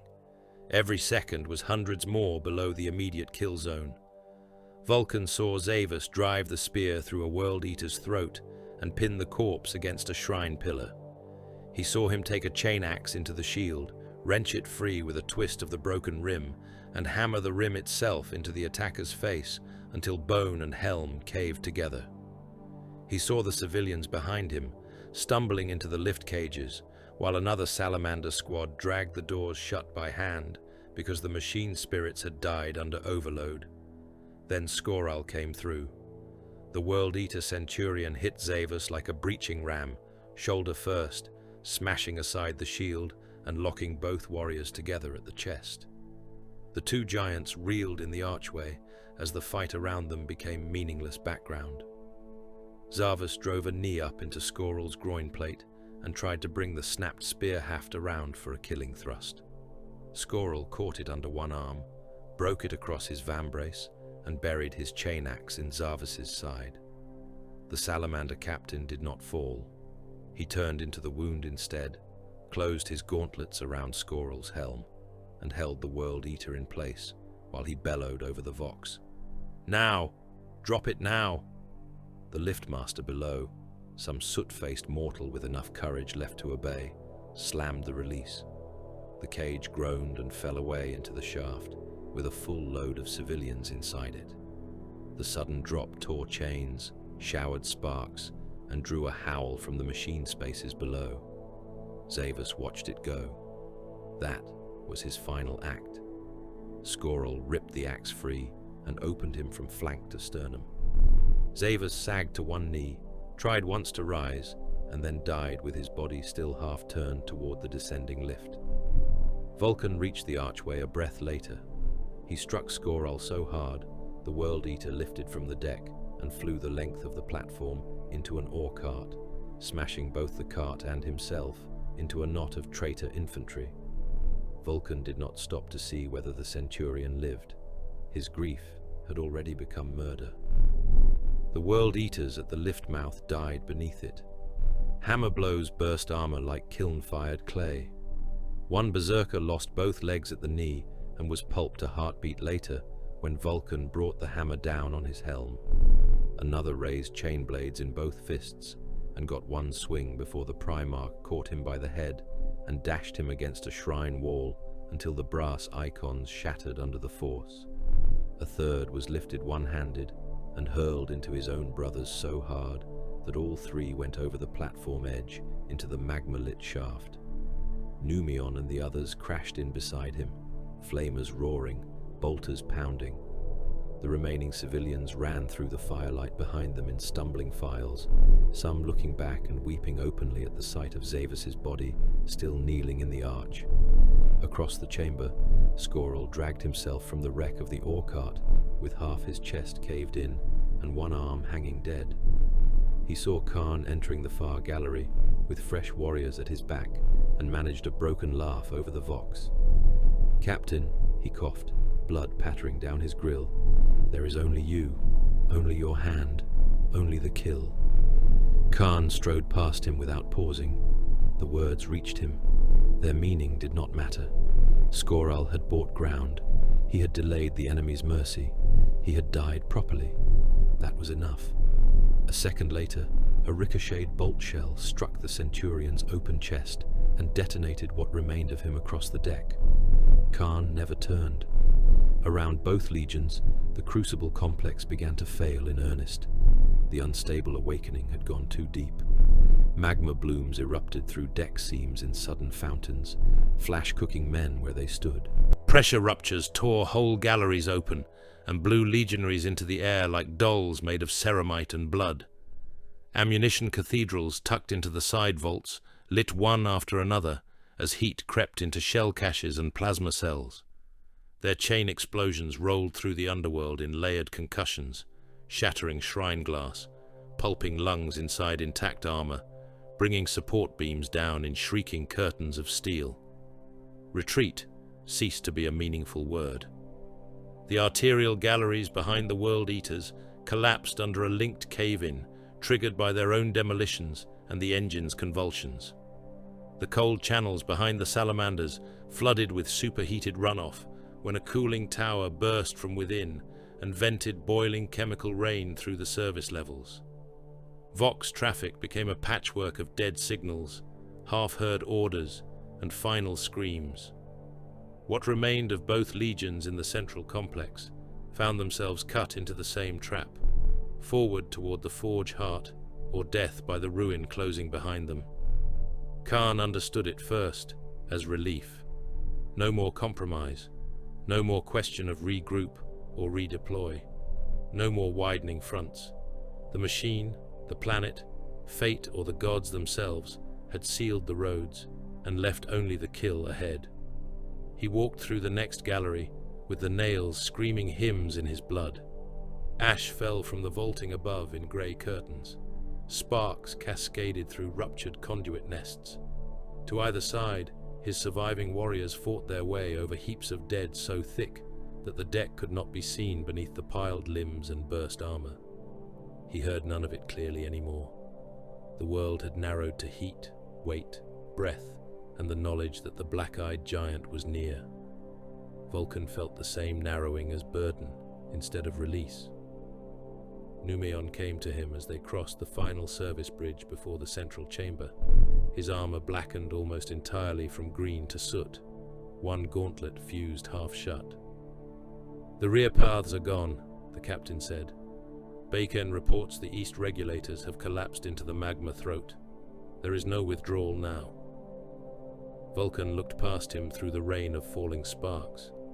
Ahead, beyond the last gate, the light of the central chamber pulsed like the heart of a forge god. Behind them came the groan of dying steel and the distant screams of men the Legion could no longer reach. He felt the weight of each of them. He carried it. he would carry it into the kill. "Then we end it here," he said. The final gates opened almost together. Kharn entered from the western mouth beneath a rain of ash and burning metal flakes. Gorechild low, his armor scarred, blood-caked and haloed by sparks. Vulkan came through the eastern gate under falling debris and white furnace fire, hammer in hand, his black eyes fixed ahead through the smoke. Between them stretched the central chamber of the Crucible engine, vast as a buried kingdom and lit for slaughter. For the span of a few stolen heartbeats, the central chamber held its breath. Machine thunder rolled through the vastness beneath Gathisvul, but even that seemed distant in the first instant after the two Primarchs entered. The Crucible engine loomed around them in tiered immensity, a mountain of rings, gantries, ore lifts, and furnace mouths rising through smoke toward a cavern roof lost in red haze. The chamber floor was a continent of iron decking broken by crucible vats, pressure trenches, and conveyor causeways. Bone-white cooling towers ringed the forge heart like the vertebrae of some colossal dead beast. Skull-faced heat exchangers exhaled steam in slow, corpse-breathed sighs. The old machine's activation tone still trembled through every surface, a funeral resonance sunk into steel and marrow alike. In that silence stood Vulkan and Kharn, separated by the width of a kill ground already slick with spilled blood. The warriors around them knew better than to rush too soon. Salamanders and world eaters alike spread in widening lines at the edges of the chamber, muzzles high, chain axes revving low, shields lifting, flamers hissing, every soul present drawn toward the meeting point as if gravity had become hatred and given itself a shape. Kharn broke the stillness first. He began walking, not running, not howling. He advanced with Gorechild low and his ruined armor grinding at the joints, each step a statement of contempt. Blood caked one side of his helm. One. Lens was dark. The nails bit so hard behind his eyes that white sparks webbed his sight, but the pain had gone past torment into something clean and crystalline. There was no more battle map, no more flanking route worth thought, only the black-eyed giant ahead and the certainty that every cut between now and death would be honest. Vulkan came forward to meet him. He did not hurry. He moved with the inevitability of a tectonic fault waking beneath a city. His hammer hung in one gauntlet, but the weapon seemed less carried than obeyed. Ash drifted over his shoulders and caught in the scale work of his armor. The furnace light burnished his obsidian skin to the sheen of black glass, fresh from the forge. Behind him came his sons in hard silence, and the mortals still caught in the chamber's depths began to scream because they knew what the meeting of such beings meant for all lesser life trapped near them. Then the chamber erupted. World Eaters crashed into salamander lines at the same instant the two Primarchs struck. Kharn hit first. He came in with impossible speed for a creature so heavily armored, closing the distance in a blur of white-blue plate gone black with old gore. Gorechild screamed up in a diagonal arc aimed not for Vulkan's chest, where only a fool would waste a first blow, but low toward the inner thigh joint, where even a Primarch's plate had to bend. Vulkan turned just enough. The chain-axe teeth bit deep into Drake-scale armor anyway, showering the deck with sparks and tearing free a ragged strip of green plate. Blood came with it. Kharn bared his teeth. Vulkan answered with the hammer. The blow fell like a collapsed mountain. Kharn barely avoided losing his head, diving inside the arc so close that the weapon's wake hammered the air from his lungs and burst the deck, where it struck into a ring of cracked iron. The impact ran through the chamber in a thunderclap. 3 nearby World Eaters lost their footing. A pressure conduit beneath the plating split open with a shriek. Around them, battle became madness. Salamanders lit the lower gantries in walls of promethium, turning traitor squads into walking torches as they fell from the heights. World Eaters charged through the fire anyway, chain axes raised, armor seals bursting one by one so that flame jetted from neck joints and elbow gaps, while they hacked and roared and died standing. A masked forge priest at one of the altar consoles tried to override a cooling sequence and caught a venting plasma line full in the chest. He vanished in a burst of white fury that left only his brass mask clattering to the deck. Workers trapped along the peripheral conveyors broke into a blind stampede when the first grenades detonated among them. Men were trampled flat against safety railings. Others slipped on blood and vanished into crucible troughs, where molten alloy consumed them to smoke and bright pops of bursting fat. Kharn struck again and again, never where Vulkan was strongest. He fought like a killing storm drawn into a blade's width, all speed and malice and intimate precision. Gorechild kissed weak points, tested seams, worried joints. He hacked at the underarm when Vulkan raised the hammer. He carved across the outside of the knee when the Primarch shifted weight. He slammed his bolt pistol at point-blank range into the chest and helm whenever he found half a heartbeat to free his firing arm. One shell burst across Vulkan's left pauldron in a flower of ceramite splinters. Another punched into the grill of his gorget and detonated, blackening the adamantine mesh beneath.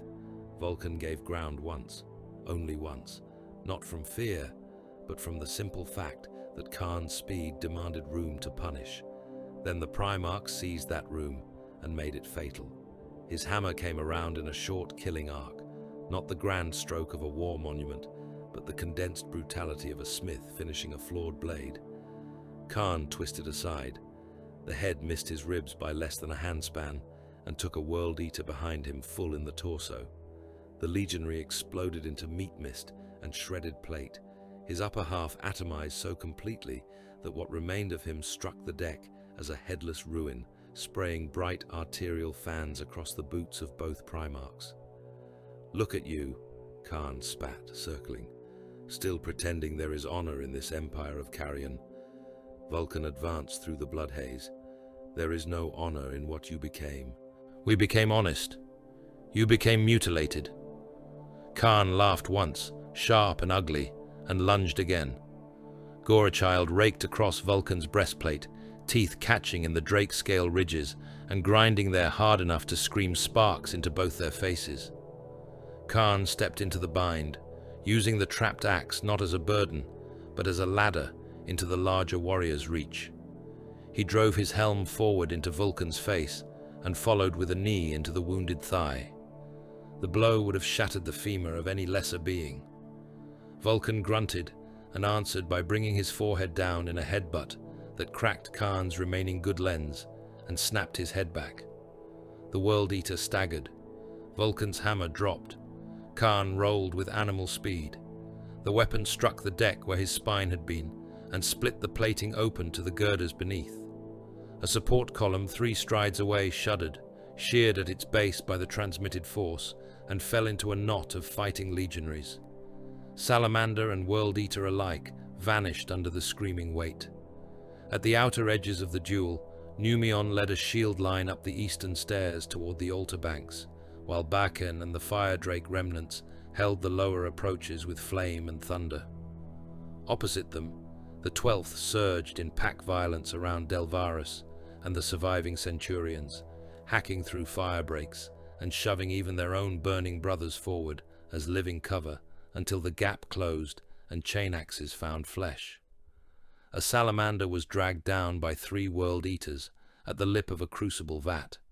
He took one head off with his hammer as he fell, broke another's knee with a kick, then vanished beneath a tangle of red limbs and roaring blades. A heartbeat later, all 4 went over the rail into molten alloy, and their armor sank in glowing bubbles that burst greasy black smoke. Kharn came on again, relentless, impossible to shake. He moved not like a duelist seeking elegance, but like a predator that had studied how mountains bled. Every time Vulkan sought to end him with sheer catastrophic force, Kharn turned the line, slipped the radius, climbed inside the killing arc. Gorechild bit through the outer scales of Vulkan's vambrace and chewed a trench along the forearm beneath. Blood ran dark and hot down the Primarch's gauntlet. Kharn reversed the axe in a brutal backswing toward the face. Vulkan caught the haft in his free hand. For an instant, they locked. Kharn leaned into it, every servo in his armor straining, every tendon in his neck standing out. The nails sang in raw ecstasy, now that at last the violence was pure and immediate. Vulkan looked down at him with black eyes full of furnace judgment. "You surrender yourselves to brokenness," said the Primarch.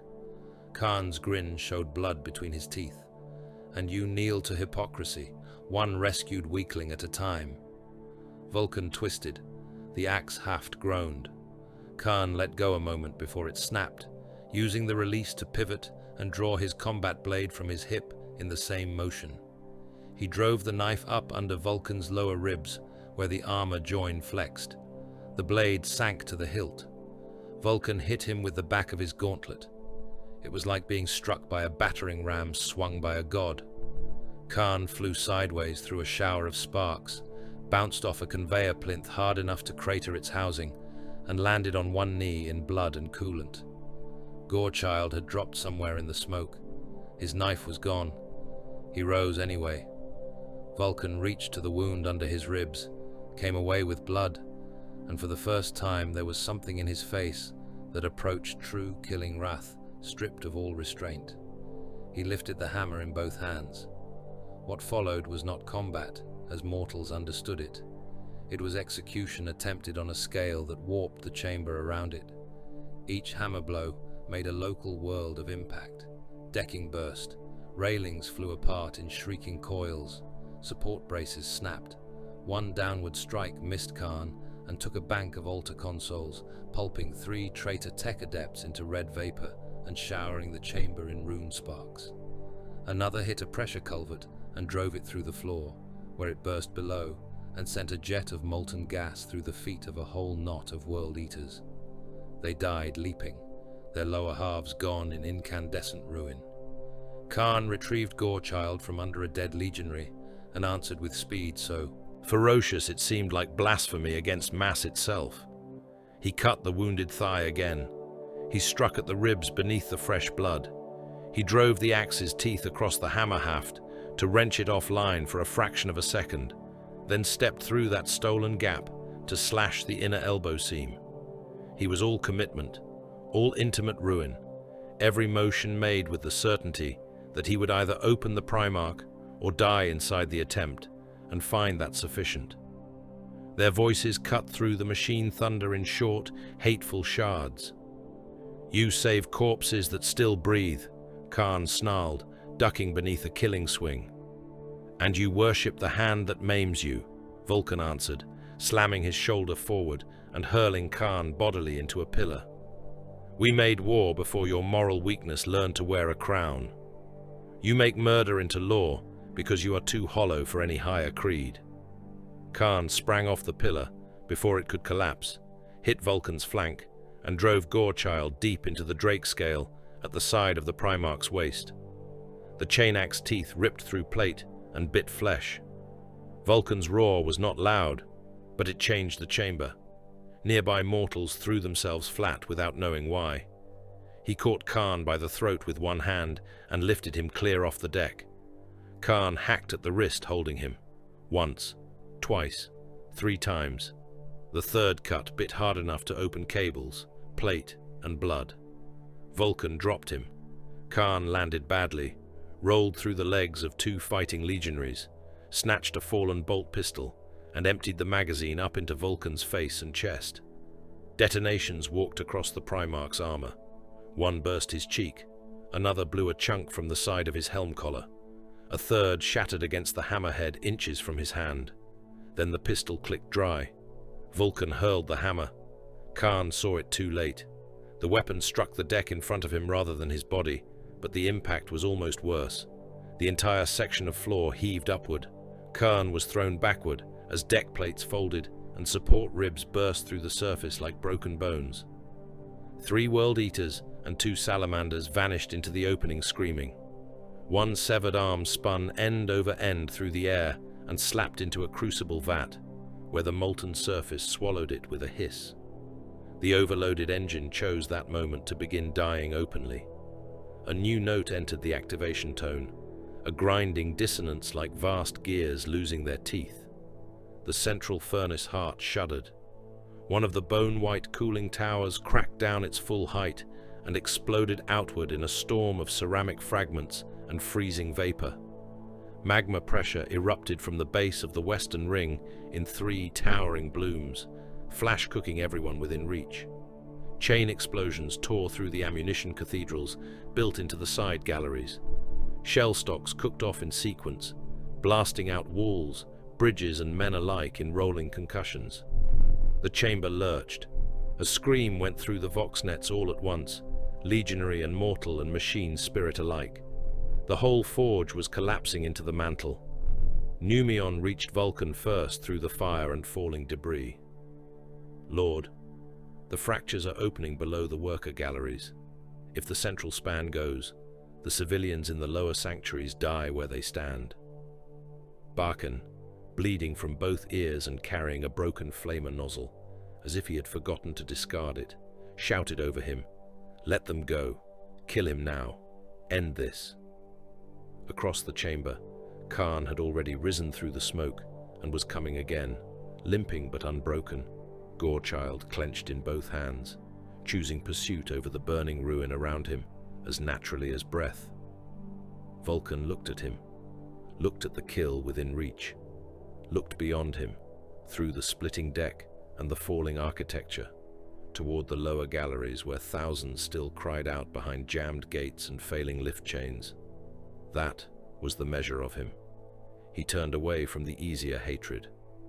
"Seal the lower spans," he ordered. "Clear the sanctuaries.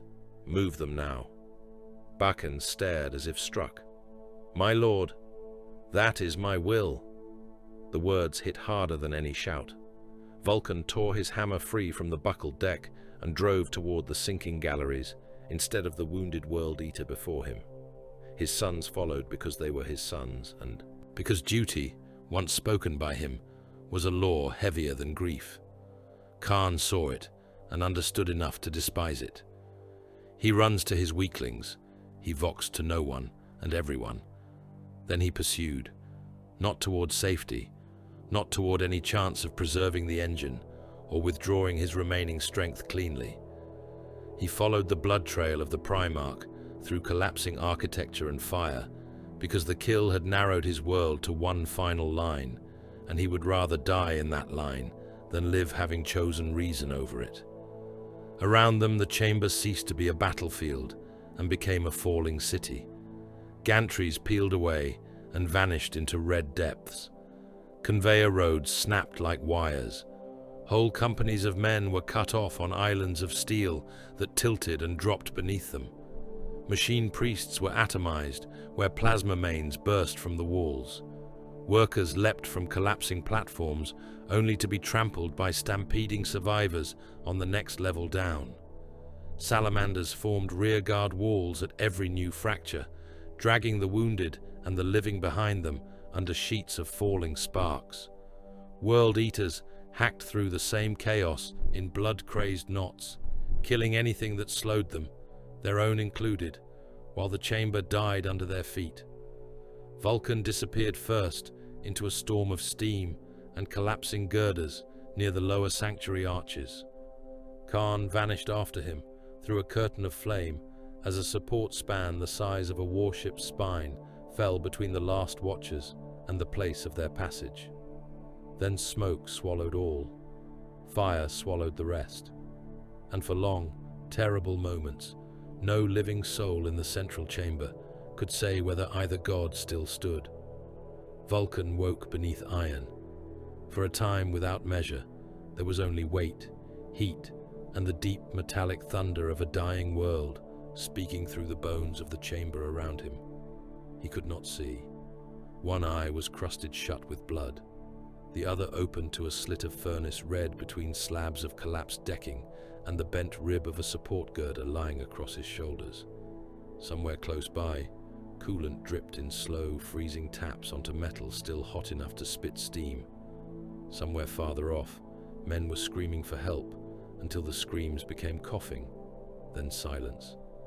He drew breath and tasted ash, blood, and the bitter chemical reek of burst reactor seals. The hammer was still in his hand. That alone told him he lived. Vulkan planted one knee, set his free shoulder beneath the fallen girder, and rose. Metal shrieked. Deck plates slid. The wreckage above him shifted, settled, then lifted enough for light to pour through the gap. He stood into it like a mountain emerging from a landslide, blood coursing from the rents in his armor. One side of his breastplate torn open where Gorechild had chewed into the drake scale and found flesh beneath. The weight would have crushed a dreadnought. He cast it aside, and the slab hit the ruins with a force that flung shards of iron and old bones across the chamber floor. A salamander lay pinned 3 paces away, one leg gone below the knee, both hands still wrapped around the throat of a dead world eater. Another was buried to the chest beneath a knot of twisted chain railing and broken masonry, helmet split, breath coming in wet clicks. Beyond them, a worker cage had fallen against a ruptured conduit, and its occupants were trapped inside as steam turned the air to boiling mist. Vulkan did not ask whether he could save them all. The question had already become mockery. He went first to his sons. The legless warrior yet lived.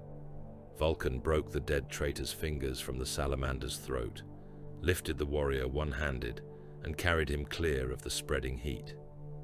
The half-buried legionary died as the Primarch reached him, but Vulkan dragged the body free anyway and set it beside the living. He had never believed the dead should be discarded merely because time was short. Then he turned to the worker cage, tore its twisted gate from the hinges, and hauled the men from within. Their faces were red and flayed by steam. One died in his arms before his boots touched the deck. Another clung to the Primarch's gorget with cooked fingers and whispered, through a throat already closing from heat blisters, "Lord, my sons." Vulkan gave the man to a surviving militia trooper and said, "Bring him with you." There were no sons, not here. The worker knew it as well as he did. But the lie bought movement, and movement was life. Numion found him amid the ruin with 10 survivors and a trail of stumbling civilians behind them. The captain's armor was almost black beneath soot and blood. One arm hung useless. His face had been opened from temple to jaw by flying ceramite, and blood ran freely from the cut. "My lord, you live. For the moment." Numion looked past him to the shattered vaults and the sinking furnace rings below. Barken holds the eastern sanctuary corridors. Zarvas is dead. The lower chambers are lost. The rest...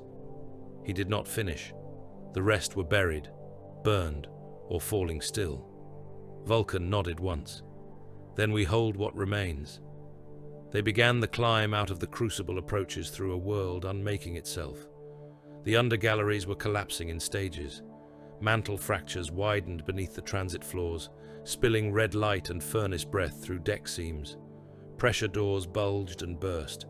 Whole stairwells shook apart as the old machine's death convulsions rippled through the planet's bones.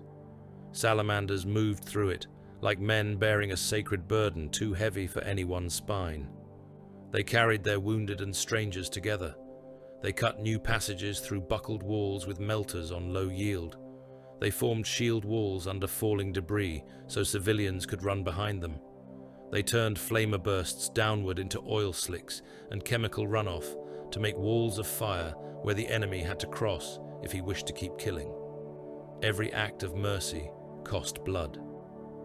A fire drake with both pauldrons torn away held a collapsing archway on his back, while 24 workers crawled beneath it, then died standing when the stone finally broke his spine. A blacksmith militia sergeant refused evacuation and stayed behind to keep a wounded salamander's heavy flamer fed from hand-carried fuel drums until both were buried under a cave-in. At a pressure lock choked with bodies, 3 legionaries of the 18th sealed themselves in the rear chamber and vented promethium through the walls, burning alive with the world eaters battering on the other side so that the hundreds in front of them might gain another minute to reach the lifts. This was no longer a campaign. It was an evacuation war fought on a planet already sentenced. Above ground, The doom spread outward with apocalyptic speed. Reports crackled through what remained of the Vox net in broken bursts, tectonic rifts opening across the ash wastes and swallowing trench lines whole, furnace tsunamis of molten runoff overtopping refinery walls and rolling through the worker quarters in glowing waves, orbital debris still raining from the murder above, station fragments and wrecked escorts striking the crust with the force of city-killing shells.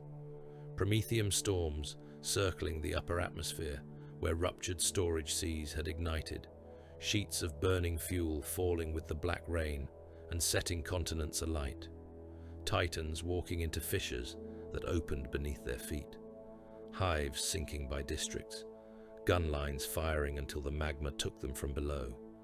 Gathisvul was dying as only an industrial world could die, not cleanly, not quickly, but in chained mechanical blasphemies, each failure birthing 3 more. Kharn lived through it as well. He came out of the collapsing central chamber through a side artery caked in his own blood and that of others, one shoulder hanging low where Vulkan's blows had half ruined the plate and bone beneath. His helm was gone.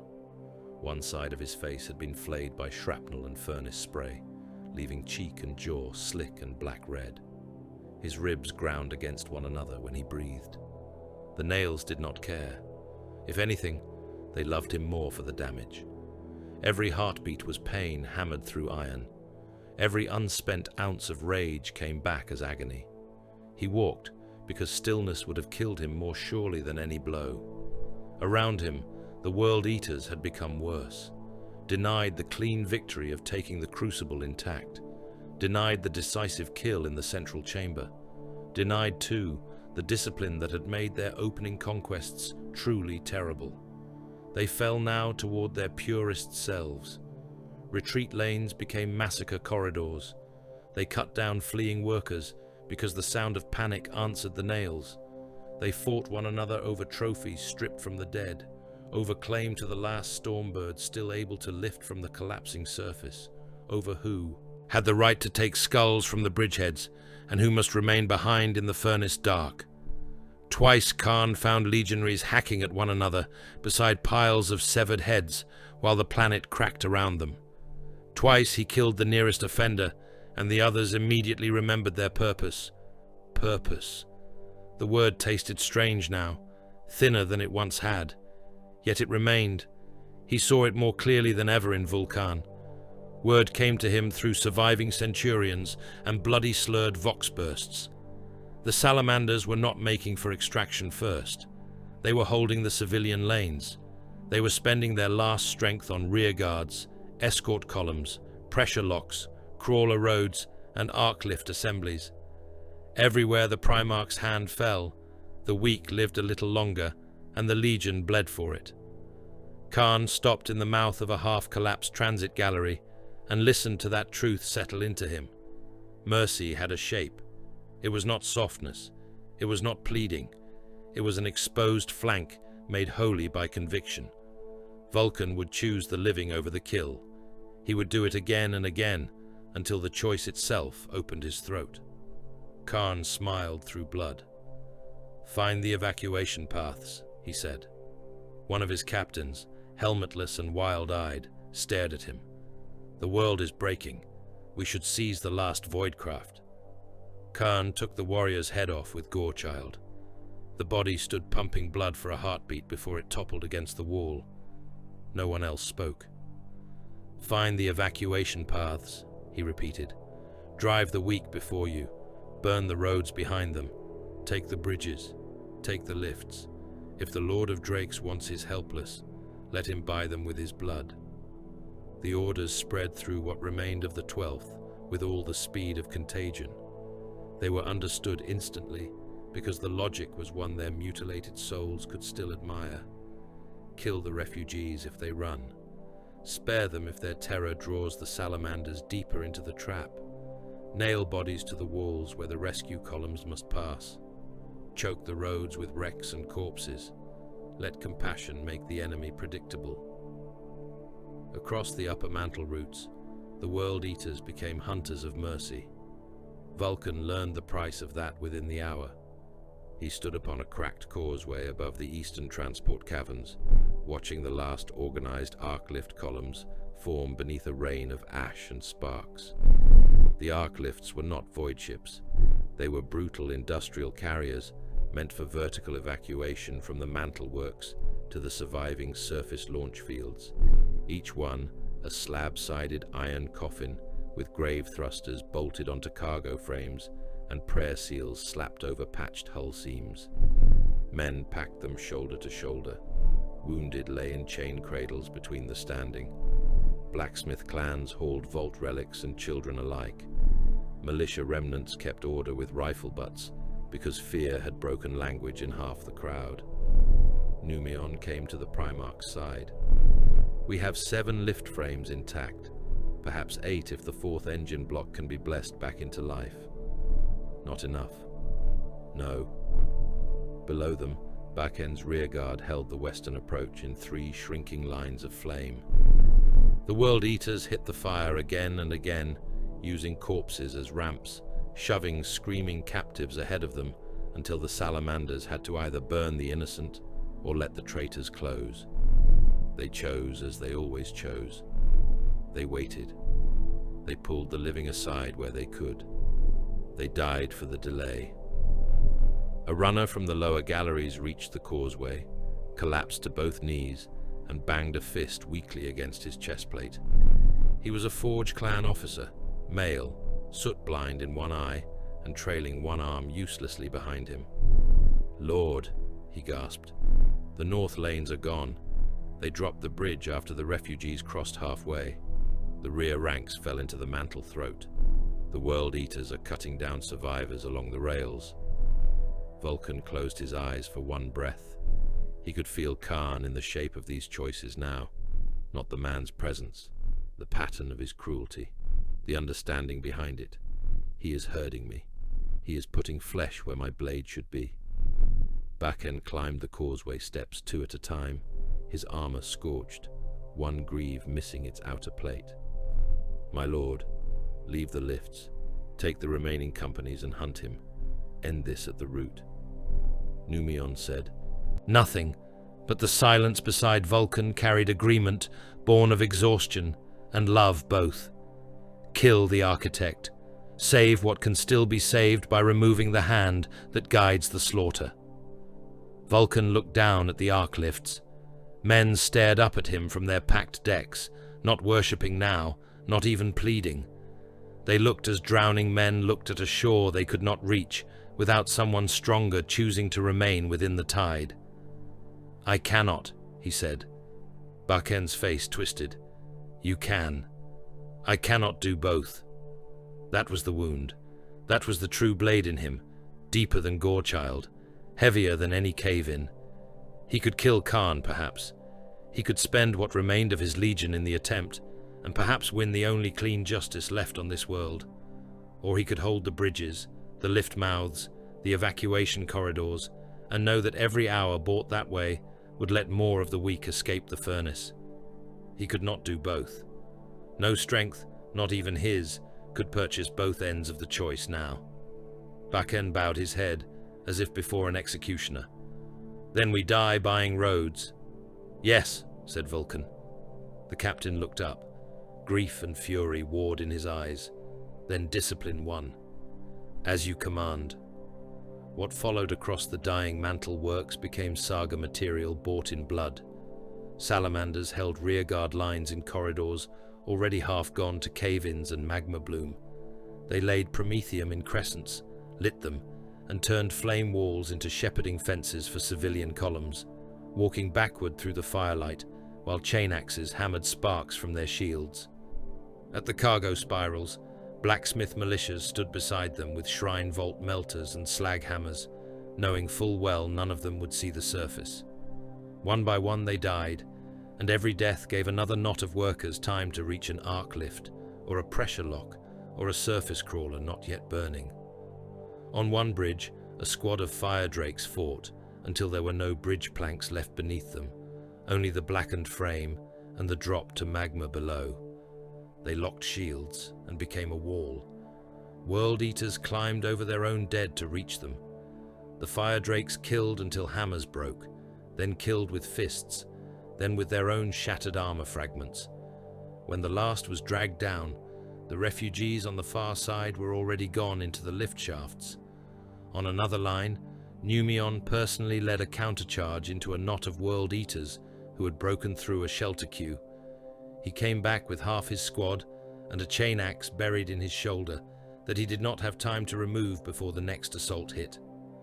Kharn watched all of it from the upper ruin of a conveyor shrine, blood dripping from his fingers, and learned what strength meant to his foe. Not conquest, not dominance, not even victory in the old sense. To Vulkan, strength was burden accepted and carried, pain chosen over ease, the refusal to let weakness in others become license for cruelty in oneself. Kharn despised it. Part of him, buried under iron and pain and the nails, knew enough to hate that he understood it at all. He turned his gaze to the last route that still mattered. The final mantle bridge arched over a molten chasm toward the Arc Lift Citadel, the last intact embarkation point feeding the remaining surface launch fields. It was narrow by Legion standards, broad by mortal ones, lined with shattered shrine pylons and cracked rail housings. Refugee columns were already moving across it in broken files, guided by salamanders and blacksmith clans under fire from the distant galleries. If that bridge fell, the arc lifts died with everyone still waiting below. Kharn took it before the salamanders understood he had shifted. He struck with what remained of his fastest killers, using the dying smoke of 3 collapsing galleries as cover. World Eaters poured through service cuts and maintenance ladders onto the bridge approaches, while refugees still crowded the span. The first ranks of civilians died in sprays of bolt shell and chain axe spray, their bodies pitching from the railings into the fire below. The rest stopped dead in terror, trapping those behind and making a wall of living obstruction thicker than any barricade. Salamander escorts turned and fought instantly, dragging workers aside, trying to open lanes, trying to do too many merciful things at once. Kharn hit the center and broke them. When the smoke thinned, he stood upon the bridge amid severed bodies, burning cargo sleds, and kneeling prisoners held at chain point by his surviving warriors. Gorechild dripped in slow red threads through the furnace wind. Behind him, the Arc Lift Citadel loomed, crowded with the last of the living. Before him, down the shattered approach, the green line of Vulkan's force came on through ash and fire. There would be one more meeting.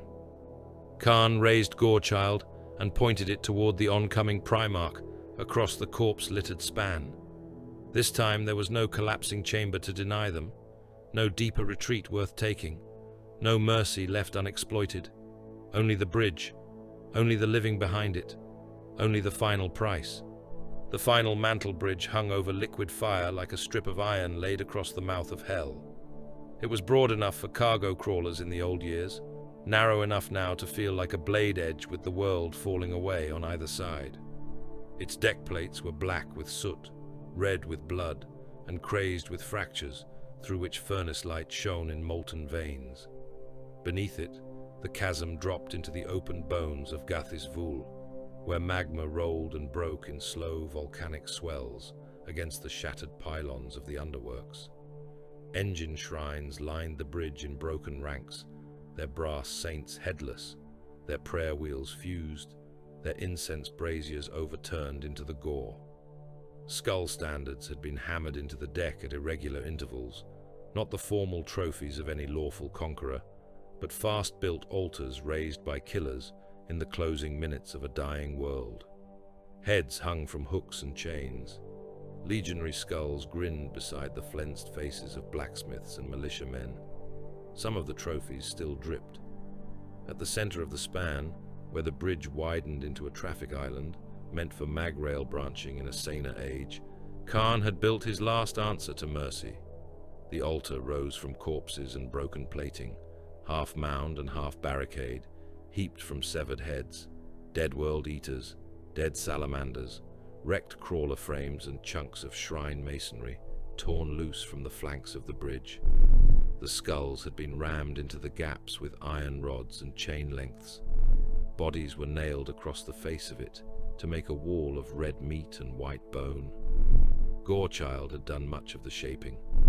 Where its teeth had worked, armor was rucked open like split bark, and faces had been peeled into masks of frozen astonishment. Where lesser hands had labored, heads were hacked free in ugly lumps, vertebrae still trailing. The whole obscene cairn leaned toward the eastern approach, daring the Lord of Drakes to cross the bridge and pay for every step. Behind the salamander lines, the last millions of Gathis Vul were still trying to flee. Arc lifts screamed upward from the embarkation wells beyond the bridge, their grav engines coughing black fire as they clawed for the surface launch fields through shafts full of smoke and falling debris. Half the lift towers were already down.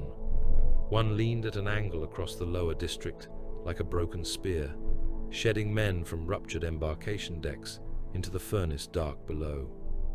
Refugee columns packed the pressure roads and emergency gantries in numbers too vast for counting. Blacksmith clans dragged vault relics on chains beside carts full of the burned and the half-dead. Militia remnants beat order into the panicked with rifle stocks and open hands. Legion serfs and forge overseers shouted embarkation prayers no one could hear over the klaxons, the sobbing and the deep animal thunder of the planet dying around them. High above, through the rent shafts and broken vaults that speared toward the surface, the sky itself was at war. Orbital bombardments punched through the cloud layers in lines of white annihilation.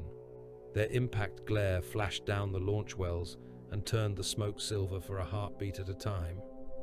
Somewhere on the distant reactor planes, a Titan died, and even from these depths, the sound came as a long metallic groan, followed by a concussion that made the bridge rails chatter. Whole lift towers fell in the far underworks like felled cathedrals. Dust and sparks rose in curtains. Every minute bought on this bridge was paid for in cities. Vulkan came at the front of the last salamanders. He walked through the ash with his hammer low and ruin hanging from him like a second skin. Gorechild had opened his plate in half a dozen places, and the blood drying. There had turned the green armor almost black. One shoulder guard was split. The scale work along his flank had been gouged into ribbons. His face was marked with burst flesh and furnace grit, yet no weakness lived in his stride. If anything, the damage had stripped him to a purer shape.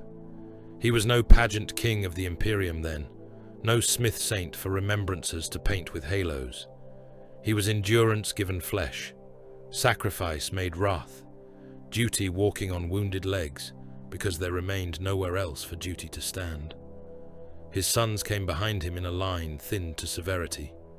Numion walked on his right, with one arm bound against his chest by lengths of blackened chain. Bakin came on his left, with his helm gone, and the scar across his face split open again, blood running into his beard stubble and down his gorget. Fire drakes without shields, line legionaries missing plates and fingers, blacksmith militia carrying weapons they had no right still to be lifting. They moved together beneath the falling ash and the glow of the launch wells, like the remnant of a world's conscience going to die where it might matter most. At the center of the bridge, Kharn stood atop the skull altar and watched them come. He was scarcely more whole than the Primarch he awaited. His armor was a ruin of white, blue, and dried black-red. One shoulder hung low. His bare face was slick with blood, half flayed by shrapnel and furnace spray. The nails had stripped the last softness from his expression. They lived in him openly now, in the twitch at the temple, in the way one eye never stopped moving, in the hunger that showed through the split of his grin. Yet he was not lost. Not yet. He held Gorechild with a butcher's relaxation rather than a madman's clutch, and his gaze measured the bridge, the fleeing millions behind Vulkan, the spacing of the salamander rearguard, the timing of the next arc lift rise. The pain had burnt him down to a wire of purpose. He raised Gorechild and pointed it at the Primarch. Around him, the surviving World Eaters dragged prisoners onto the altar face and forced them to kneel.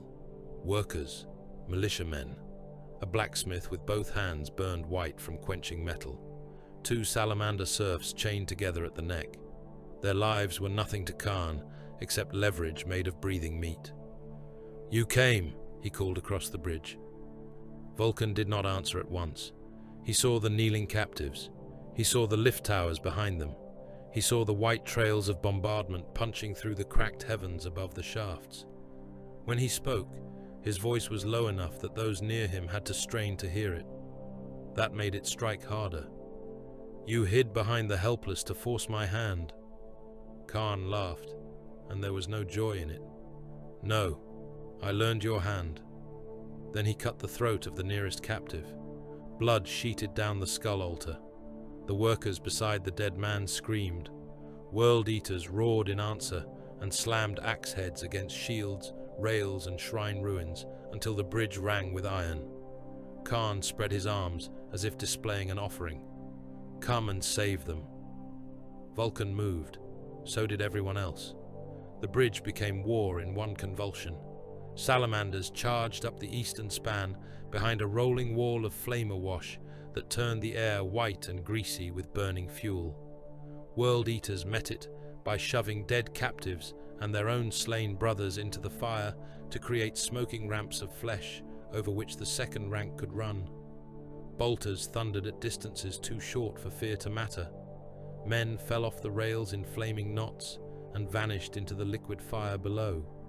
A blacksmith militia knot on the left parapet fired shrine vault melters into the skull standards, toppling hooks and severed heads into the traitor line, then died to a grenade burst that spread them across the deck in steaming pieces. At the altar's center, Vulkan and Kharn struck together. The first impact was hammer to axe. It shook the bridge hard enough to throw lesser warriors to one knee. Gorechild's teeth screamed against the hammer haft, chewing sparks into both their faces. Vulkan drove forward with the full planted mass of his body behind the blow, and Kharn gave a half step, boots gouging bloody furrows through the ash. Then Kharn turned the bind, slipped the angle, and came inside the Primarch's killing arc with that same blasphemous speed that had denied him in the Forge Heart. Gorechild ripped across Vulkan's ribs. Teeth found the open drake scale from the last duel and bit deeper. Armor peeled, flesh parted, blood sprayed in a hot red fan over the nearest skulls. Kharn twisted with the cut, wrenching the wound wider and laughing through his teeth as he did it. "Still bleeding for them," he snarled. Vulkan answered with a gauntleted backhand that broke 2 of the skull standards beside them and would have pulped any lesser head. Kharn ducked just enough. The blow clipped his temple and tore a strip of flesh and old scar free, sending him reeling across the altar face. He came back before the blood had finished falling. This duel was harsher than the first, because neither of them had anything left to waste. Every movement cost blood. Every planted step jarred old fractures. Vulkan's wounded thigh threatened him whenever he overcommitted weight to the left. Kharn's damaged ribs turned certain turns into knives under the skin. There was no freshness in either of them now, only hate, endurance, and the hard clarity of men stripped down to their final tools. Kharn owned the bridge for stretches because the living stood behind Vulkan. He knew it.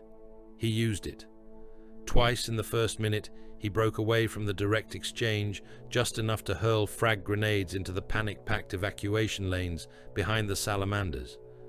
Vulkan had to turn the hammer from Kharn's skull to the air itself, batting one grenade over the bridge rail and smashing the second flat against the deck before it could roll beneath the nearest refugee cluster. The delay cost him. Gorechild came low and cut the back of his calf, drawing another red sheet. "You see," Kharn said, circling.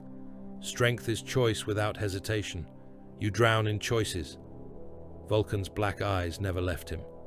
"No, strength is bearing what cowards throw aside."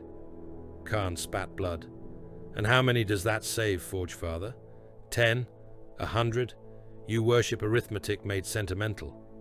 Then he shouted an order, and 2 World Eaters hauled a chained family of workers upright near the altar's western lip. The killers did not strike them yet. They merely held them there with axes across their throats, forcing Vulkan to see the next choice before it came.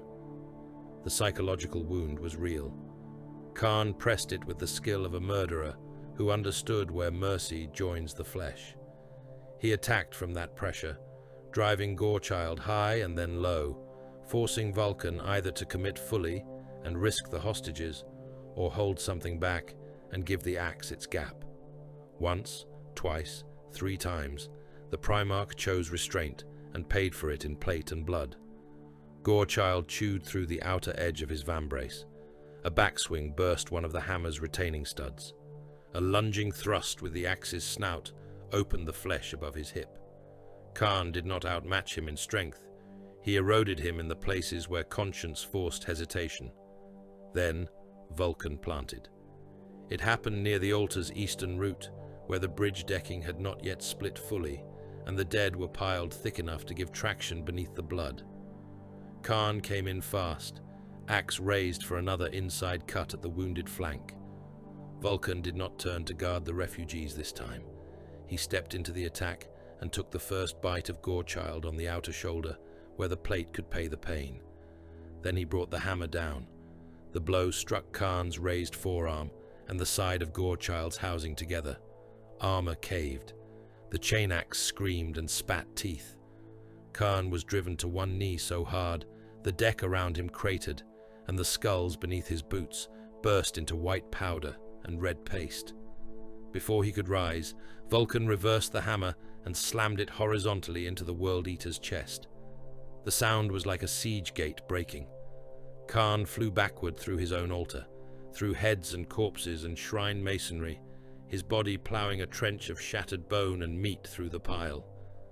3 World Eaters behind it died with him as the mass collapsed inward. Severed limbs and skulls spun into the air and rained down into the chasm below. That was the difference between them. Whenever Vulkan could fully plant and strike, catastrophe followed. The war around them reached upward into legend and downward into extinction all at once. Another orbital bombardment punched through the surface vaults above and somewhere behind the arc-lift citadel. A whole section of launch field disappeared in a white flash, visible even from these depths. The shock made the bridge jump. A dying titan in the far reaches of the underworld toppled through a refinery district, and its reactor death flashed along the shafts as a green artificial dawn. Lift towers sheared and fell in the distance, one after another, their wreckage crushing thousands beneath. Vox traffic dissolved into screams, scripture, and coordinates.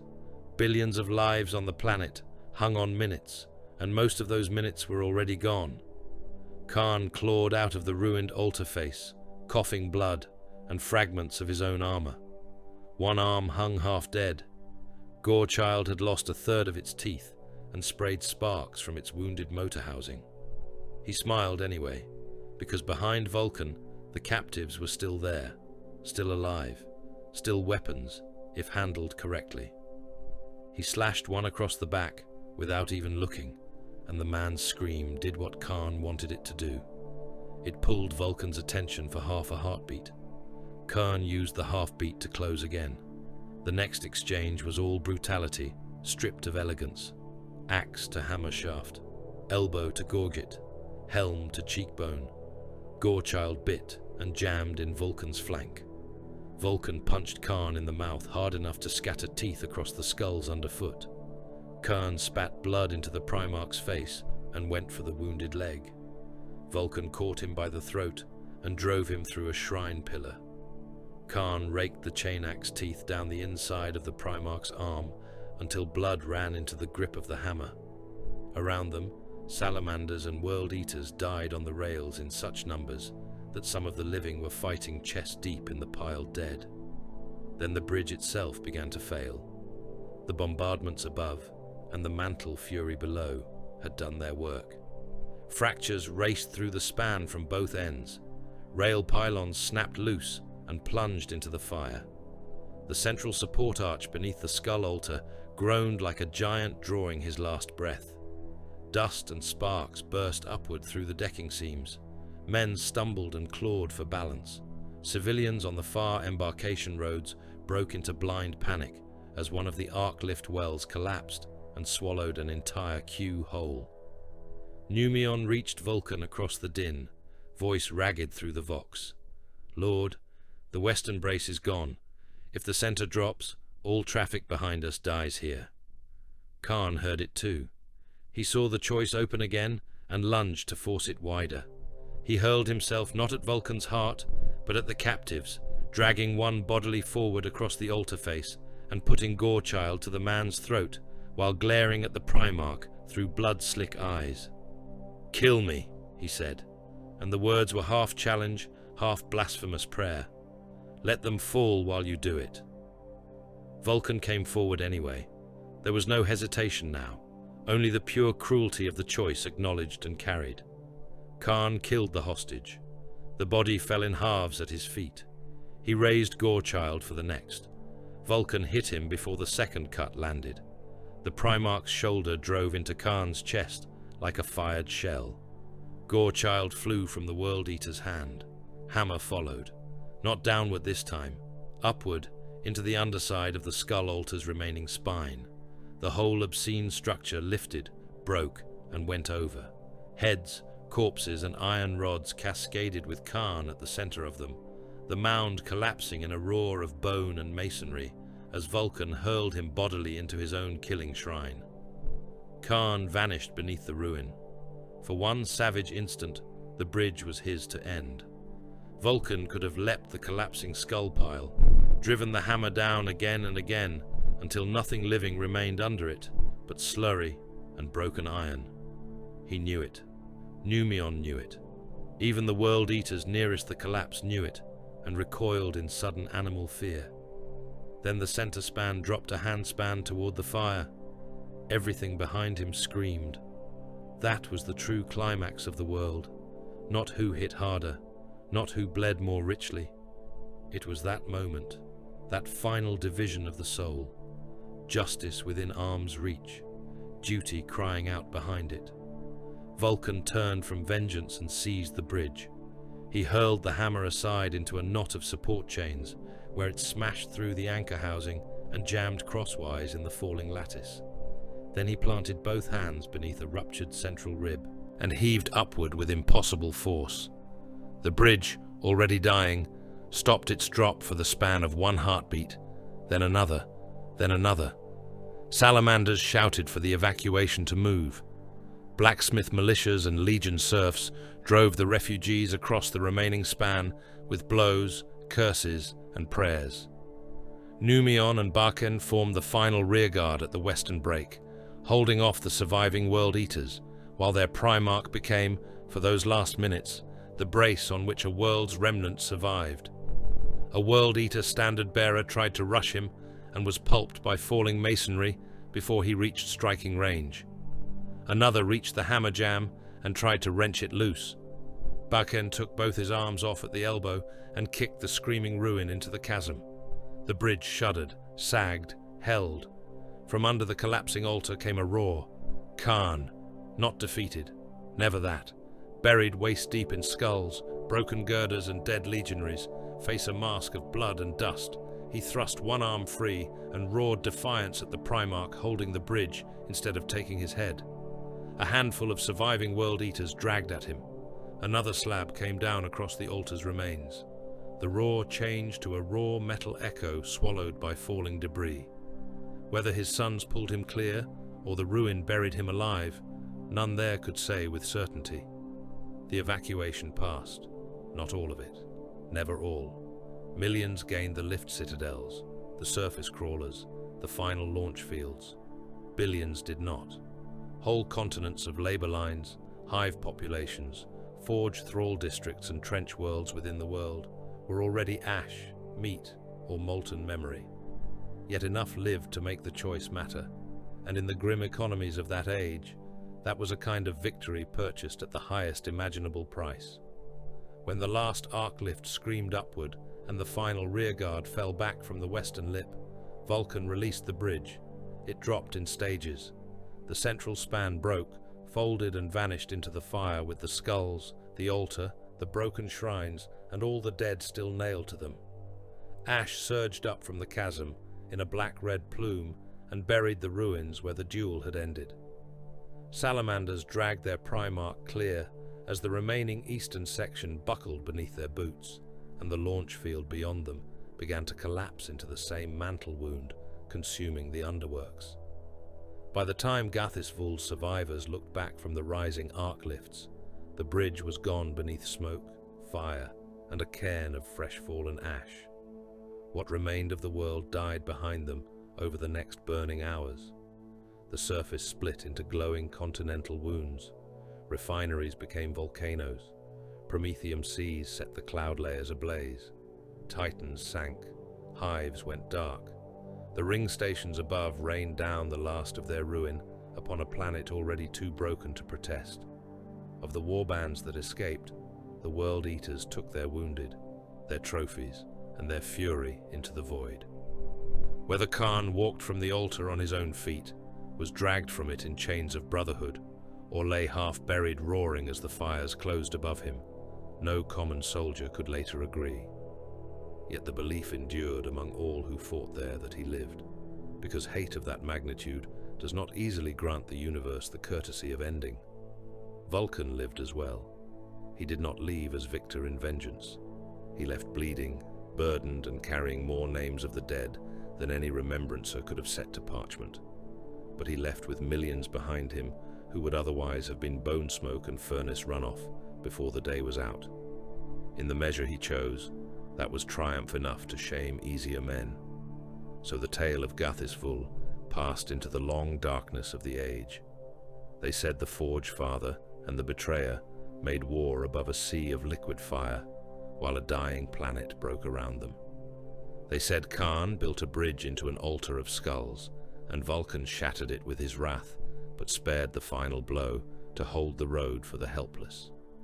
They said billions died, and millions lived, and the world itself was the price between those numbers.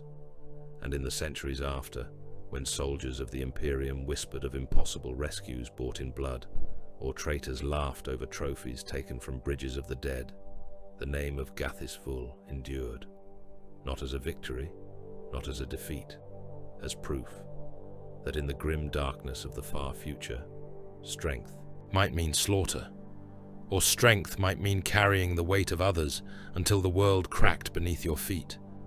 And on that furnace world, for one burning span over hell, both truths met in war.